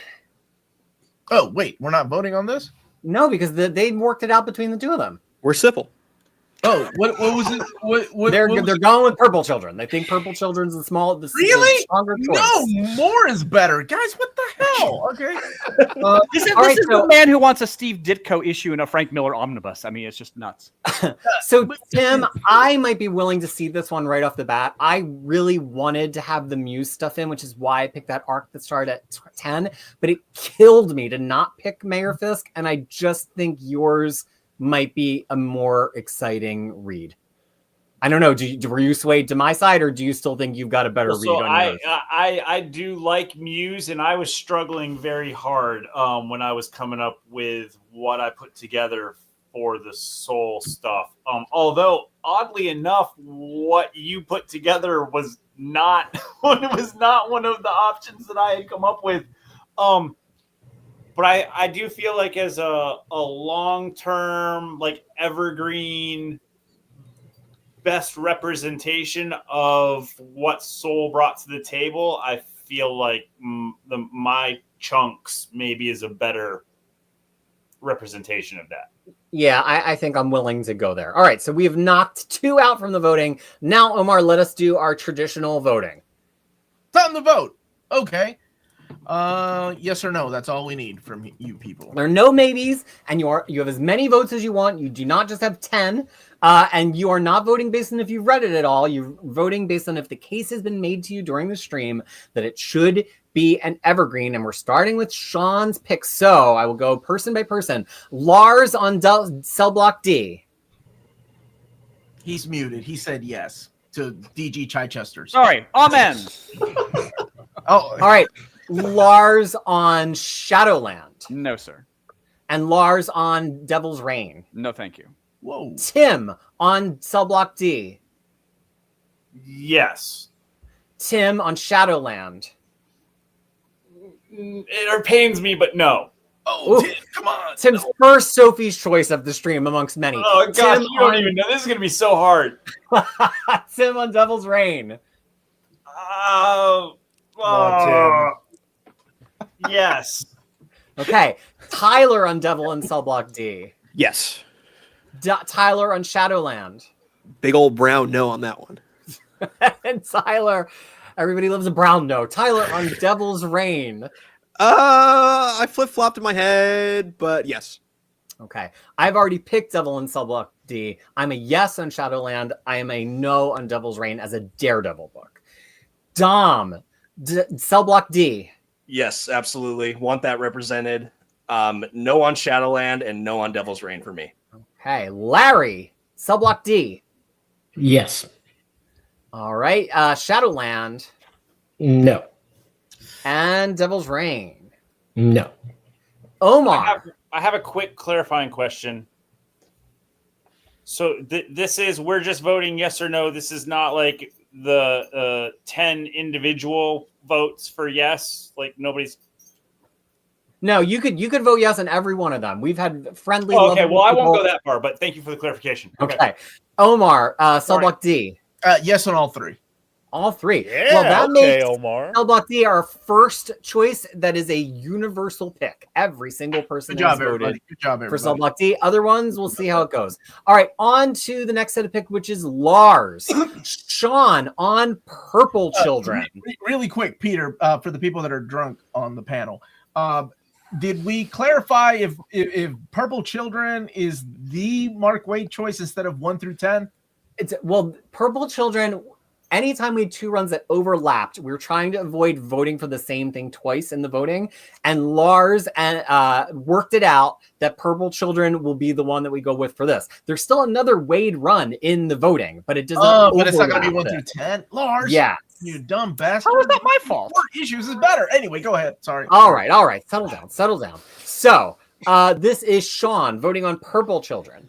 I'm going to say no. Ooh, Sean on The Man Without Fear. Yes. And Sean on King of Hell's Kitchen. Yes. Tim on Purple Children. Yes.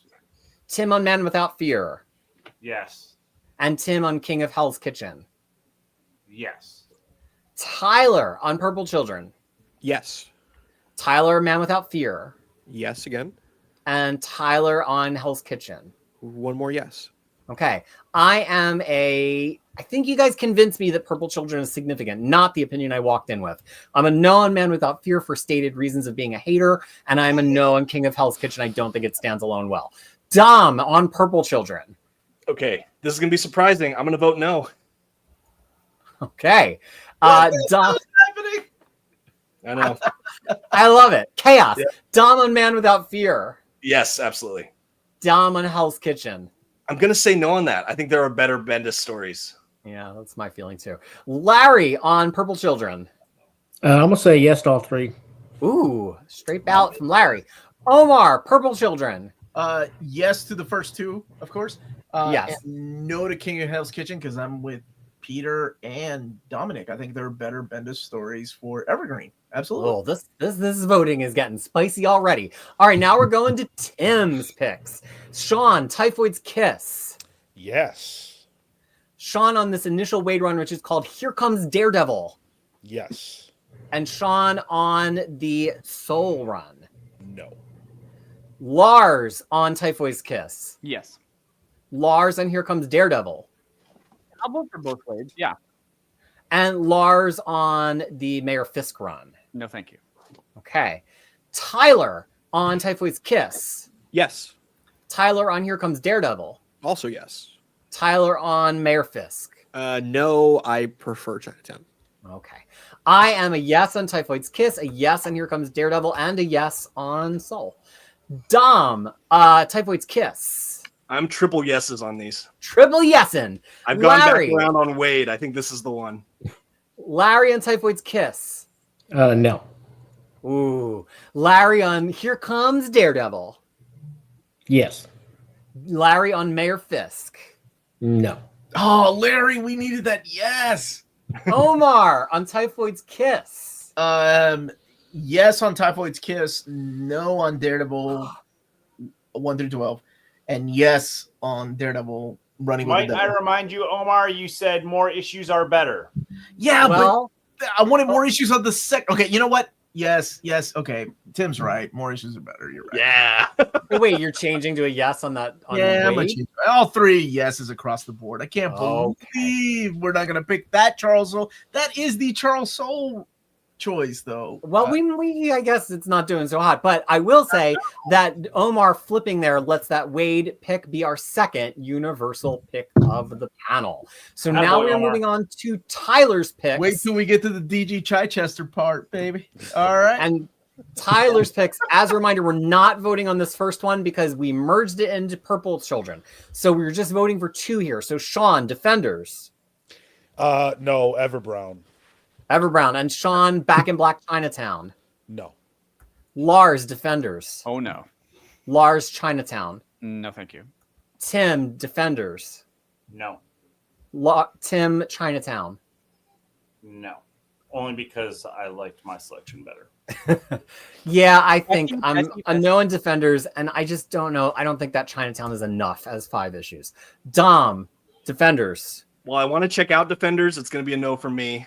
And I Chinatown. love Chinatown, but I've been swayed. I think Mayor Fisk is superior, so it's going to be a no on both of those for me. Ooh, Larry, Defenders. It pains me to say it, but no. And Chinatown. No. And Omar, Defenders. No. And Chinatown.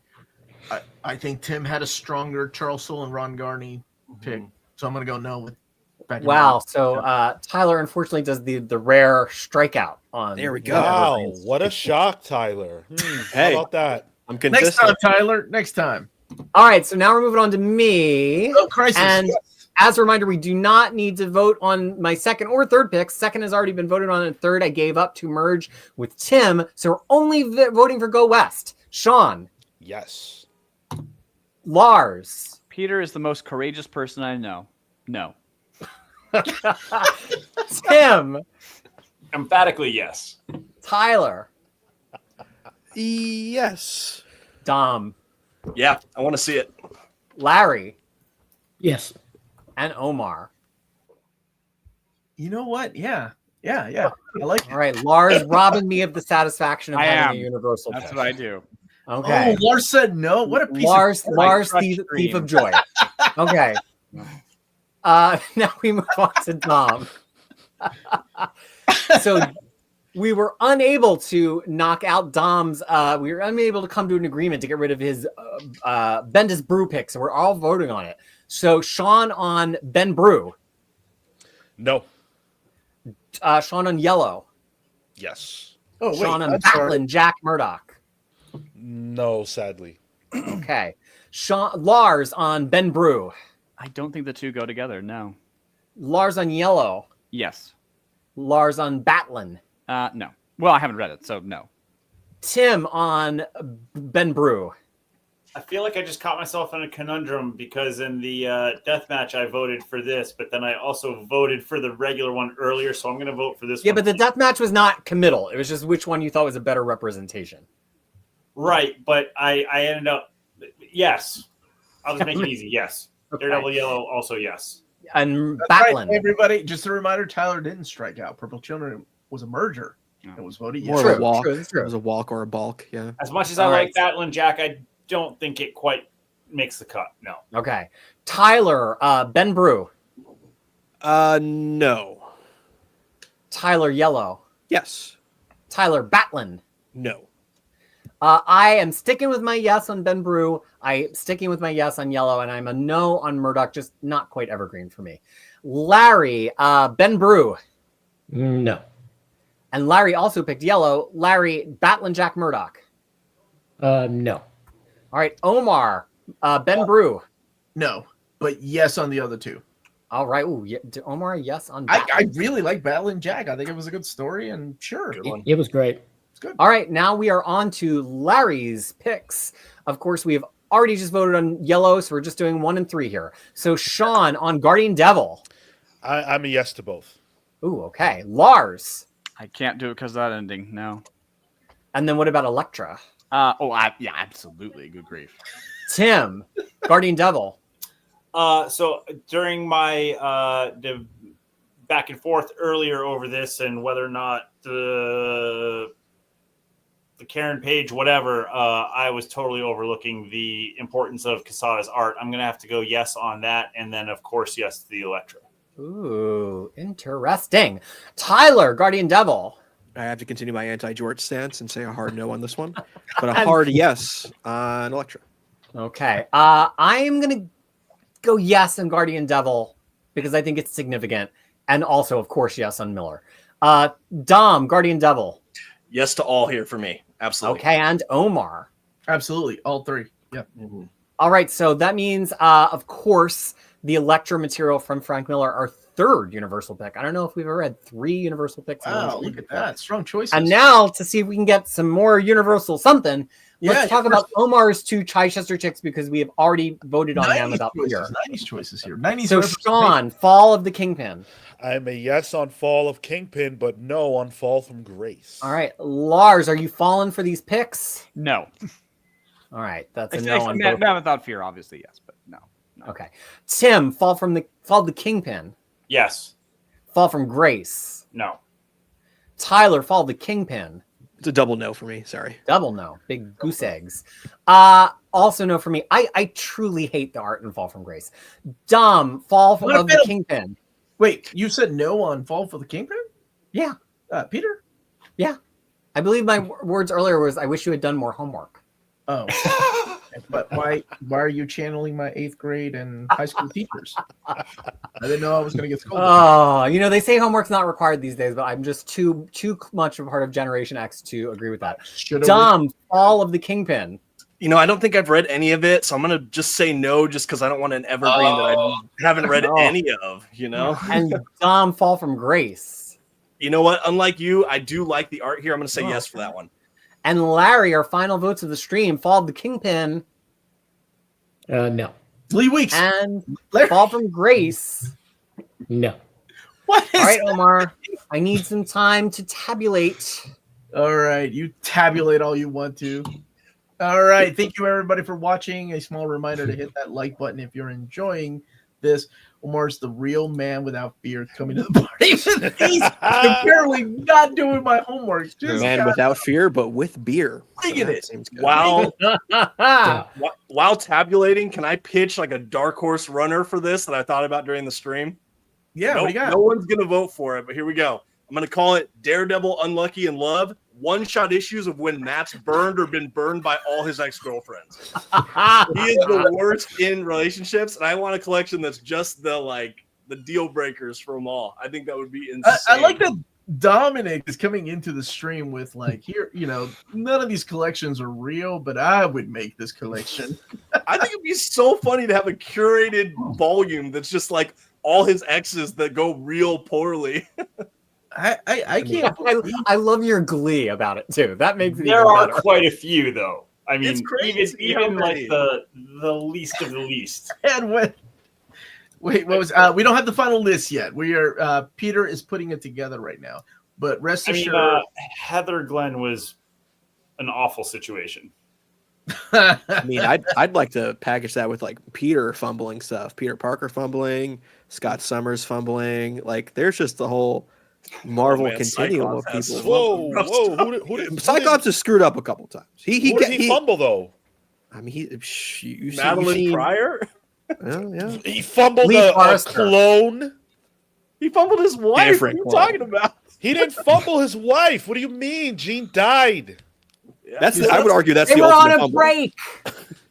Yeah. Is it today's They had a bit of a separation when she committed suicide. That's right. birthday? Can you call or text that person? Ask him if you can announce the next Daredevil omnibus. It is David Gabriel's birthday today. Yeah, he's out. Oh, happy birthday. He's out to dinner right now. And Oh wait, we're playing that game. Happy birthday, Omar! Can you get me something amazing? That'd be awesome. that never gets old. I'll get messages like that to this day. Happy birthday, Omar! By the way, can we get this omnibus announced? I was like, I don't have that pull, man. I'd like to put in a good word for Geo and the Inhumans. It's got to be. I mean, how long are they going to punish them for trying to replace? That's four the people. X-Men? Four people that I would buy that. I would buy this. It would be a good read. I mean, Charles Soule would like the Inhumans. Oh, I don't mean that Yeah, though. but- I mean No, he classic. wants classics. Yeah, that's what Peter wants. Classics. See, that's the problem. You start with the classic. I don't know if it will sell. All right, If you I'm start with almost modern, there. like Paul Jenkins in that era, I think that might actually sell better. One. All right. What character has the most stable relationship? Reed Richards, right? Oh, Namor has something to say about that. Well, I mean, Superman. Overall, though, yeah, maybe. I would say Human Torch and Peter Parker. I love that. I love that for us. I think Reed Richards and Sue, despite all the obstacles that comes with marriage, Yeah. they're still together, right? Yeah. They haven't been retcon or rebooted. Like Superman was single for a while, remember, during the New 52? Even though that was a different That, Superman. yeah, I mean, Yeah, God. Listen, Lois Lane's most attracted to Clark Kent. Sue Storm loves Reed Richards all day long, but Namor got that thing on him, and Sue wants to try it out. And by that thing, you mean ankle wings? Yeah, Yes, what do you mean? Peter, of That flat course. top? That flat Yes, top Gene. you got Tiger Eye says is absorbing man in Titania. That might be the right answer. I'm trying to think of who is a love most that. successful relationship in comic books. I think Bruce Wayne and Alfred. I mean, Reed and Sue. No, not anymore. Thanks to Tom King. Not Oh, that's spoiling right. Oh, that. that's right. Yeah. Yeah. But it was That's not great- how it was Bruce- great. Look, it was great until Alfred died. I mean, Damn it! Didn't I just say I'm not spoiling it? Lars, how many years ago was that? 3. It was more than 3. About 10. What is counting? Thomas and That's true. Yes. You break Yeah, up if you're right. dead. Well, Uncle Ben and Aunt May. I mean, obviously. Yeah, but Aunt May has been running around the block with Yeah. Jay Tona's dad. Remember that? And Dr. Octopus. Yeah. slinging those wheat cakes, yeah. Wally and Linda. Although New 52 Oh. Wally doesn't even exist. Yeah. Have Black Bolt and Medusa ever taken a break? Yeah, for a while. Editorially, yeah. For a while they did. Yeah. Are we forgetting that Reed can change the shape and size of his entire body, Lars? It's one of the funnier lines in Justice League International when they make some mention of Ralph's rubber body parts. Ralph First two. Dibny. Yeah. Yeah. Somebody just said Ralph Dibny and I Sue want to- Dibny. Yeah. Diamondback and Crossbones. Were they really in? I can't No, remember. dude. Sin, he was cheating on her with Sin. Yeah, and wasn't Diamondback with Cap for a while? Am I making Yeah. that up? No, that was No, you're not actually. Yeah.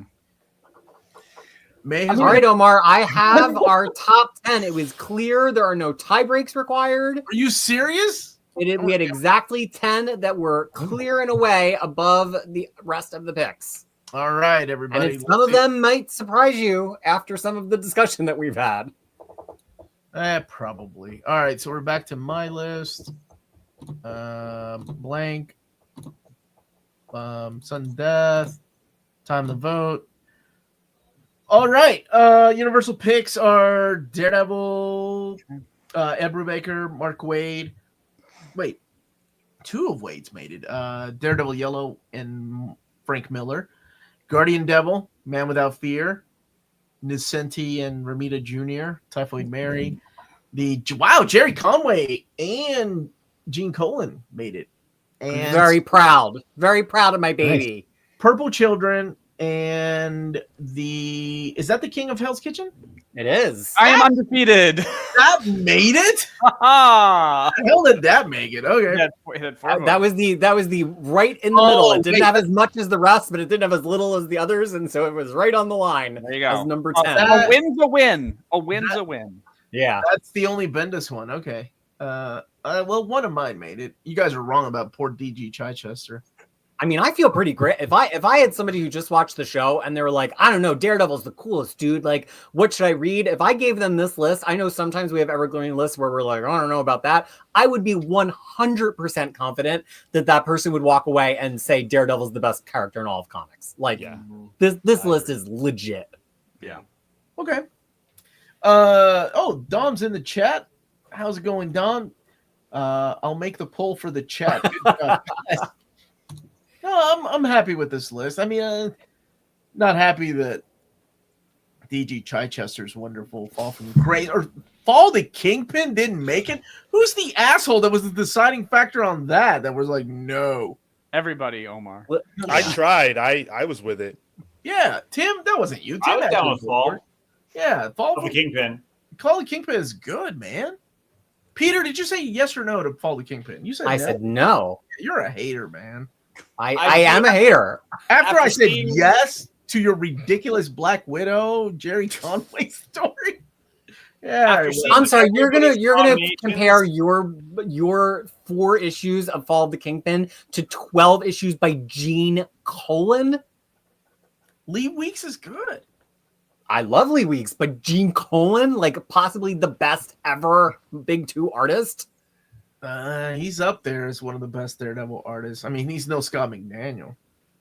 I mean, he's also no Greg Land, but that was not one of my options. There. You know, Greg Land, Gene Colan, hard to choose for me, right there. So, what should the chat vote for then? What do we? I don't know because we didn't have anything super controversial, and the chat. Chichester runs were pretty controversial, right? You picking them was controversial. Okay, what should we add then? I think Zdarsky. I think the Zdarsky, chat yeah. has mentioned Zdarsky a lot. Yeah. Well, which Zdarsky's Zdarsky? Do we go with God Sean's knows. pick, or do we go with Zdarsky's first 10 I'd probably say issues? first 10, in my opinion, the opening. Right. I was Or even the going to other go ones. the first 15. That was one of the things that I did not submit. And after seeing everybody's nominations, and that the only Zdarsky thing was Devil's Reign, which I did vote for, I feel like I criminally did not represent Zdarsky and Kaketo because that's an amazing run. And I honestly figured somebody else was going to throw it out there What's in some capacity besides even just Devil's Reign. Is it the Red Fist Saga? Is that what it's called? No, that's Daredevil. Oh no, I was even just going from the beginning because I think it's such a great start. No But- fear. Oh, we do no fear. I like But that. yeah, I would it's, vote for that uh, 100%. Well, so just 1 through 5, or 1 through 10, or 1 I through would say 15, 1 or 1 through I 5 went all and the way 11 through 1 20. 15 because it 1 gets through 15. it gets 1 up through through 15. Electra training Yeah. with Daredevil. All Dom, right, so that's Dom, you one still in the vote. chat, or you want me to do it? I can do it. If you're not It looks like the chat would also like to revote on Devil's Reign. It seems like a lot of them do not feel vindicated.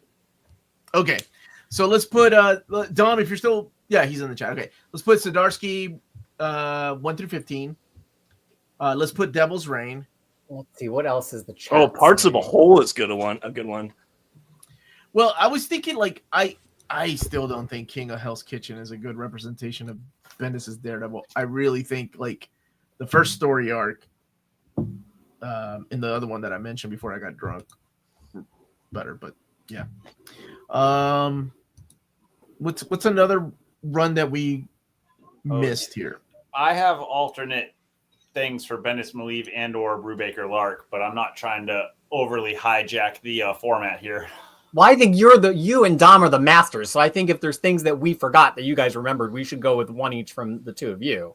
Well, I wouldn't necessarily say that it was forgotten, but Omar was commenting about the selection. I think he just was saying the selection of that particular Bendis arc. I personally would have gone with 1998 numbers 26 through 37. It's Underboss and Out. Yeah, that's a good one. I think I agree with that. I really love King of Hell's Kitchen, but Underboss and Out kind of Those are the first set the stage first two. for that. after Wake Up, right? See, I think Wake Up is such an excellent Daredevil story. Wake Up's good too. That's hard. And like I said, I'm not the biggest Bendis fan, but I think it's a great story. Although Underboss, can we fit all great three? story, it's Is just that so whoa, whoa, whoa, whoa, small on whoa, its whoa, own. whoa? Are they 15 issues? Could we get all three in? I think there were 6-issue story arcs, weren't they? Out in So I'm in my guide right now. Out is 26 through 37, so that's what? That's 11 or 12 issues. So Wake Up is only 16 through 19, so that's 4. Oh, okay. Underboss is 6, and out is 9. So it's just Underboss and Out. Unfortunately, we could not quite squeeze in Wake Up. See, I tried to do Wake Up with David Mack. That was what he. Then do you want to do Wake Up and Parts of the Whole as the fourth option in the poll? Ooh, I like that one too. Like that's a fun mashup. Yeah, there's another vote for Fall from Grace. Thank you. Wake Up shows how important Ben Urich is and gives the external point of view on Daredevil. It's a masterpiece. I agree. I like Wake Up and Parts great. of the Whole because I think that's a fun one to vote for. So wait, you're doing? I agree. That's good. 2 Bendis. You're doing? Yeah. Okay. 2 Bendis and 2 Zdarskis. Dom, you get all that? Make sure you got Fall from Grace. I gotta open All up the YouTube so I can Kingpin. vote. I don't know if Dom is putting it together, but Dom, who may or may not be putting it who together. may not be in the chat putting it together. But if he's not, I'll do it. I'll give him a couple more minutes. But in the meantime, don't forget to smash that like button, please. And thank you to my wonderful panel that is here. So we're about to wrap this up. Devil's Reign, No Fear, Parts of a Whole, and Underboss. Is that right? Peter? Devil's Reign, No Fear, which is No Fear the first Zdarsky, 10 or 15 issues. Just put Zdarsky 1 through 15, Dom. Yeah. It's Wake Up and Parts of a Whole, right? Yeah, Wake Up And then Parts of a it's Whole, and then it's Underboss and Out. Yeah. If it matters, I think Parts of a Whole is HOLE, not W in this case. You are correct. Yeah, that's It true. might be superficial, one of those homonym things, but Do you think that Daredevil was Bendis' best work run? I like Yes. Powers. I thought Powers was really good. Superheroes, I like Miles a little more, like the Ultimate Spider-Man Miles stuff. I don't even like Avengers. Ultimate Spider-Man, but Ultimate Spider-Man Miles I thought was excellent. If Bendis wrote the Holy Bible, I'd skip it and buy a different book. I would actually like to see Adam and Eve's banter, actually. That'd be pretty good. Just back and forth. It would be a lot. All right, Dom, these are it right here. Devil's Reign, Daredevil 1 through 15, Parts of a Whole and Wake Up, and Underboss and Out. Those are the 4 choices. I like those a lot, actually. So there you go. I was so worried about the stream because we've never done the stories format before, and I just was afraid that it was going to be too much of a love fest, or that people just would totally have their own favorite Daredevil author and wouldn't be willing to budge. So not only do I like that it seemed, I mean, the audience will tell us, but I had a lot of fun. But I just think it's fun how much representation across all of Daredevil we got. Like, I love the variety. Yeah, it's a real variety of stories and eras. I was Right? really worried because I was sitting there over the weekend trying to figure out what I wanted to come up with, and I was like, "Oh, it's." I mean, there's tons of material, but I also figured that there'd be a lot of Bendis and Malieve, a lot of Brubaker Lark. I love how widespread all the nominations were. Yeah, it was tough. There's Right? just so much to choose from. I really wish somebody had brought in some DG Chichester for representation, though. Oh my God. Because that's what the list is lacking, yes. The list is lacking. Dom, are you going to put this up, or do you want me to do it? I don't know if Dom is going to do it. I'm just going to. There it is. It just happened. Damn it. There's only 3 choices, Dom. Why is there only 2 choices? No, there's 4. I see 4. Oh, it's because I already voted. Whoops. It's a Baker's 3. All right. You all This is vote hard. too. So make sure to vote. I'm going to leave it up for 3 more minutes. Make sure. Oh, man. Between Zdarsky to Heaven Through Hell. That's what the first story arc is called. Devil's Reign, Parts of a Whole, and Wake Up. Oh, Nobody picked Solid and Ahmed. Huh? No shout outs for. Wait, if Don leaves, who's going current to run? end the poll? I Can can you end it? Good Maybe. question. I don't know if I can end it. Good question. Gotta catch it. Omar's blind. I gotta run. Okay, if Dom leaves, I'll just keep an eye on the poll. All right. Who We got 35 votes so far. That is way less than we have viewers. So everybody, please indicate your votes so we can get a chat pick. And if you haven't already, like the stream, help people find it even after we are done with it. We came in late, but no love for End of Days of Bendis and Mac. That was good. I do fun. like that. I like it. As much as I like Zeb Wells battling Jack, I don't know. Although I did vote yes on battling Jack. I don't know if I voted for End of Days. End of Days is a what if kind of comic. Kind of like, who was it that wanted to add what if Karen Page could have lived? Which one of you? Well, I wanted to add it to the back of a story or a collection. No, we're not doing No, that. Lars. no. That's ridiculous. Just don't come up with ideas anymore. Okay. I voted for a Phoenix. idea. Stop thinking. Just stop thinking, Stop please. thinking. The problem is the thinking, Lars. If you would stop thinking, I know, this would I all know. go so much better. Just stop. I think End of Days would be a better pick than any of Lars's picks. How dare you? I voted for Devil's Reign, but really like 1 through 15.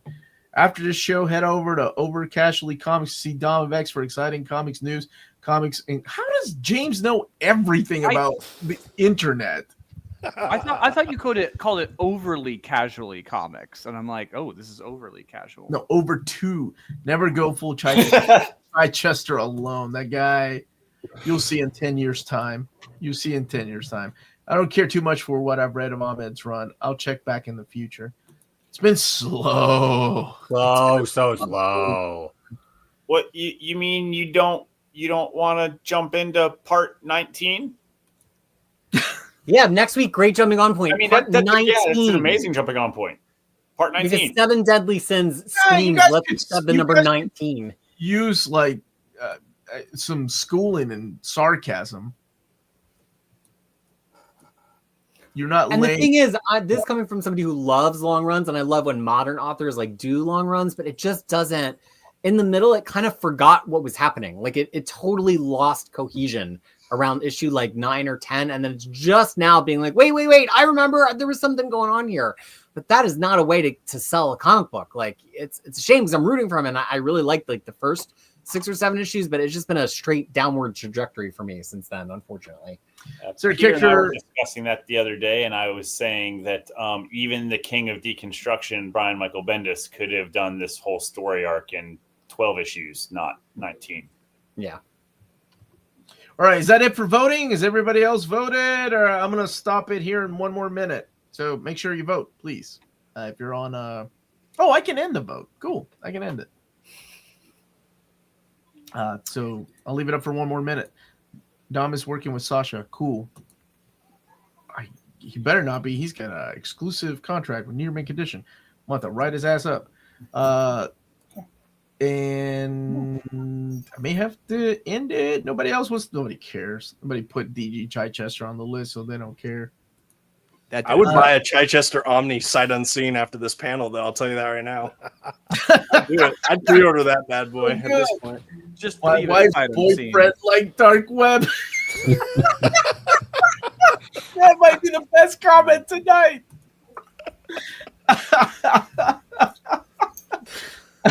Oh, that's right, baby. Oh, March begins Saturday. Dude, you know what that means, Peter. We got to do an X-Men old reader, new reader, baby.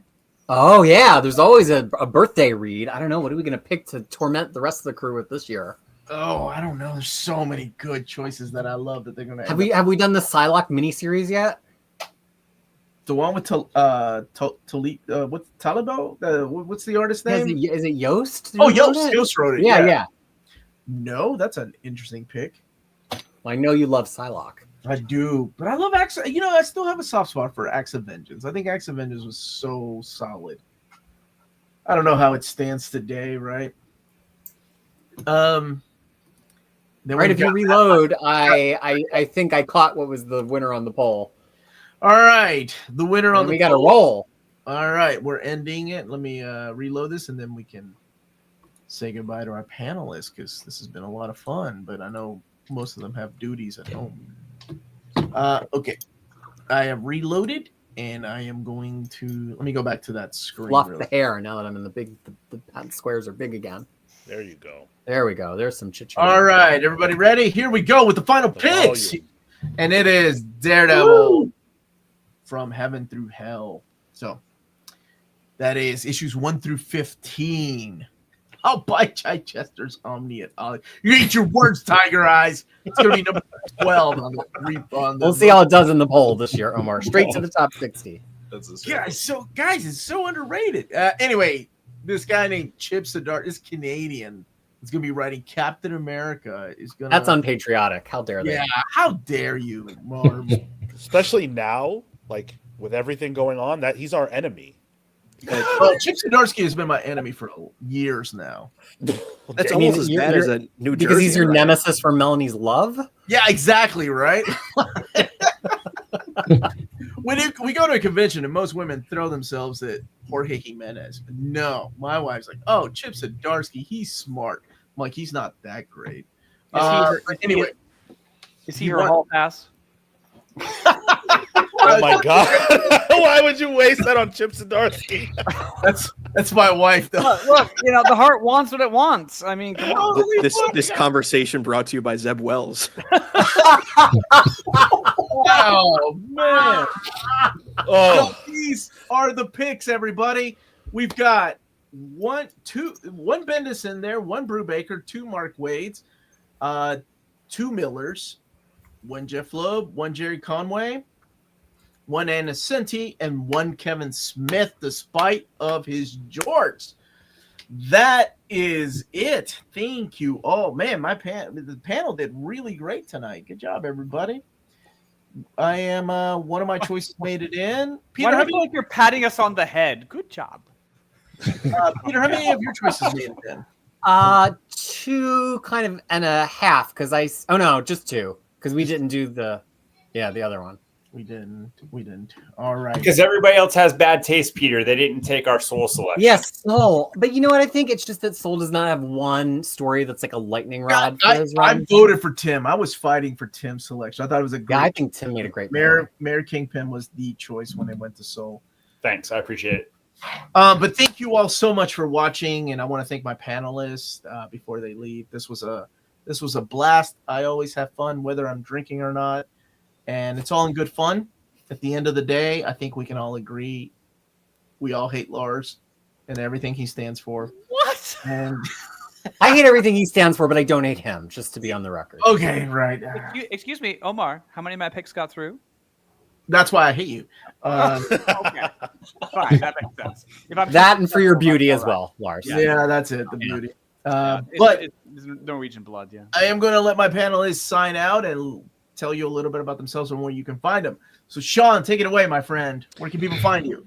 thank you so much for having us, Tyler and I, on the stream. We are the Comics Pals. You can find us at youtube.com/thecomicspals. We are live every single Thursday, except when we are here, and Saturdays at 10:15 a.m. Eastern. This week, we're going to be talking about all the fallout from Comics Pro, which is a big event where they announced the DC and Marvel crossover. There's a lot more news out of that we didn't get to. And, of course, all the big DC movie and TV news that was announced this week. So we're going to have a great stream. Hopefully you guys will show up. And I encourage you all, everybody here has a fantastic YouTube channel. And I think we all displayed our knowledge and why you should follow us. So before you guys cut out, please do subscribe to all of our YouTube channels. And Lars, what about you, my friend? Can people find you on the internet? On the internet, yes. Lars Pearson, Mad Norwegian Press, at madnorwegian.com. And we continue to crank out just Doctor Who guidebooks of absurd length. And the next one, About Time 2 second edition, will be a revamp of the Patrick Troughton era. Patrick Troughton, that the second Doctor? Correct. Well done, Ooh, Omar. Good job, Omar. Good job. What I do, I pick good Daredevil picks, and I know my doctors. Tim, Indeed. how about you, my friend? Where can Well, people thank find you very much for the invite. This was a ton of fun. It's been an absolute garbage week, so this was much needed. But yeah, like I said earlier, don't do a whole lot with the social media much anymore. But yeah, at Nerd in the Nook on Blue Sky and Instagram mostly. Feel free to give a follow. There's, Daredevil manga, comic book, and just general some like hockey bits there, and that's really about it. Nothing too super interesting, but hey, I'm there if anybody wants to tag along. Awesome, thank you, man. I'm so glad you were here. Dominic, what about you, my friend? Thank you. Hi. Yeah. Thank you guys. Thank you, Omar, for having me on the channel. My channel on YouTube here is the Comic Book Report. You can find me over there. Just do comic book reviews, unboxings, things like that. List videos, top 10s. I'm on the other social platforms too, but primarily over here on YouTube. If you like what Omar does and you ordered it on Temu, it's it's me. Don't do don't say that. Wish. Is that the other one? There we go. No, Dom. Oh my God, Dom's got one of the best voices on YouTube. I don't know, between him and BJ, if they ever get into a voice off, oh my gosh, it's gonna be tough. Peter, what about you, my dear friend? Where can people find you? You can find me on the internet at crushingcrisis.com, where I've got guides to so much of Marvel, including a Daredevil guide that covers everything that we talked about today. If you want to find the reading order or where it's collected now, I'm on YouTube at Crushing Crisis as well, where I have a show every Monday in the Sunday in the afternoon for all of you in the East Coast of the US, Monday in the morning for me in New Zealand, where I go through every poll of the week, and I've read usually more than 50 of them. So there's not a lot of people doing that kind of show. And I have a fight with the books in the same way that I fight with the people here on this show. And then also tomorrow I will be on a special all Kiwi edition of Omnidog's Vault, along with Samantha Jane and Beyond Comics. So if you're an Omnidog's Vault fan, please drop by. And I will agree with the course that this was a garbage week, and this was exactly what I needed. I'm so happy, especially to get to do a stream for the first time with Dominic, and finally with Tim, after knowing him for so many years, I think perhaps a decade, to be on a stream with Tim is truly probably pretty close, actually. Yeah. And Sean, the better half of the Comics Pal, is Tyler, right? Would you agree, Sean? Or I don't know. Are you asking me if he's the better half? He won't agree to that. Yeah, his choices. Omar, here are the words that I would use for that. Hell fucking no. Okay, the Comics Pal. Tyler, anything else that Sean didn't say about what you guys do? Well, Sean did the professional way about it. Even though I'm banning him from Saturday's show, he will not be on it now. Yeah, I mean, I can give the non-professional pitch for it. It's just a whole bunch of dudes just being dudes, just having fun on the internet, talking comic books and making fun of each other, busting each other's chops. But we just love comic books, and we try to spread that positivity, even if we are a bunch of jamokes while we're doing it. Awesome. Thank you, Jack Ferry. Viva Peru, carajo. Alice Eve, the actress who portrayed Typhoid Mary, is my future ex-wife. Hubba, hubba. Future ex-wife. Larry, what about you, my friend? Where can people find you? My channel is Larry's Library here on YouTube, and I do unboxings of graphic novels and books and collected editions. I do top 10s, and sometimes I do reviews. So check it out. And thank you so much, James, for posting the link. Lars's channel. That's a good question. Lars, did you ever think about starting your own channel, or just don't have the time? Or... No. Why do you think I'm here? So that you can do all the hard work.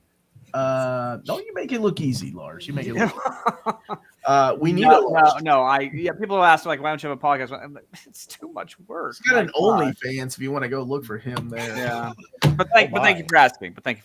Yeah. But that is it, everybody. Thank you all so much. This was a blast. And we will keep doing these. I don't know what next month's Evergreen is, but I'll talk to Peter about it. But it is March, so maybe some X-Men related Evergreen would be nice. Ooh. We will see. But thank you. Hit that like button. Omnidog wasn't sure of himself when he came to Daredevil, but I'll see if I can make something fun for him to join the next time. I was shocked that this one opened up with no one masked, at the beginning. So some people would have preferred to be masked. Absolutely, positively. Because again, now it can be seen. See, I didn't know that before. But yeah, I don't understand how you don't understand vid. What'd you call it? Vid streaming earlier? Vidcast. You're so old. All right, everybody, have a good night.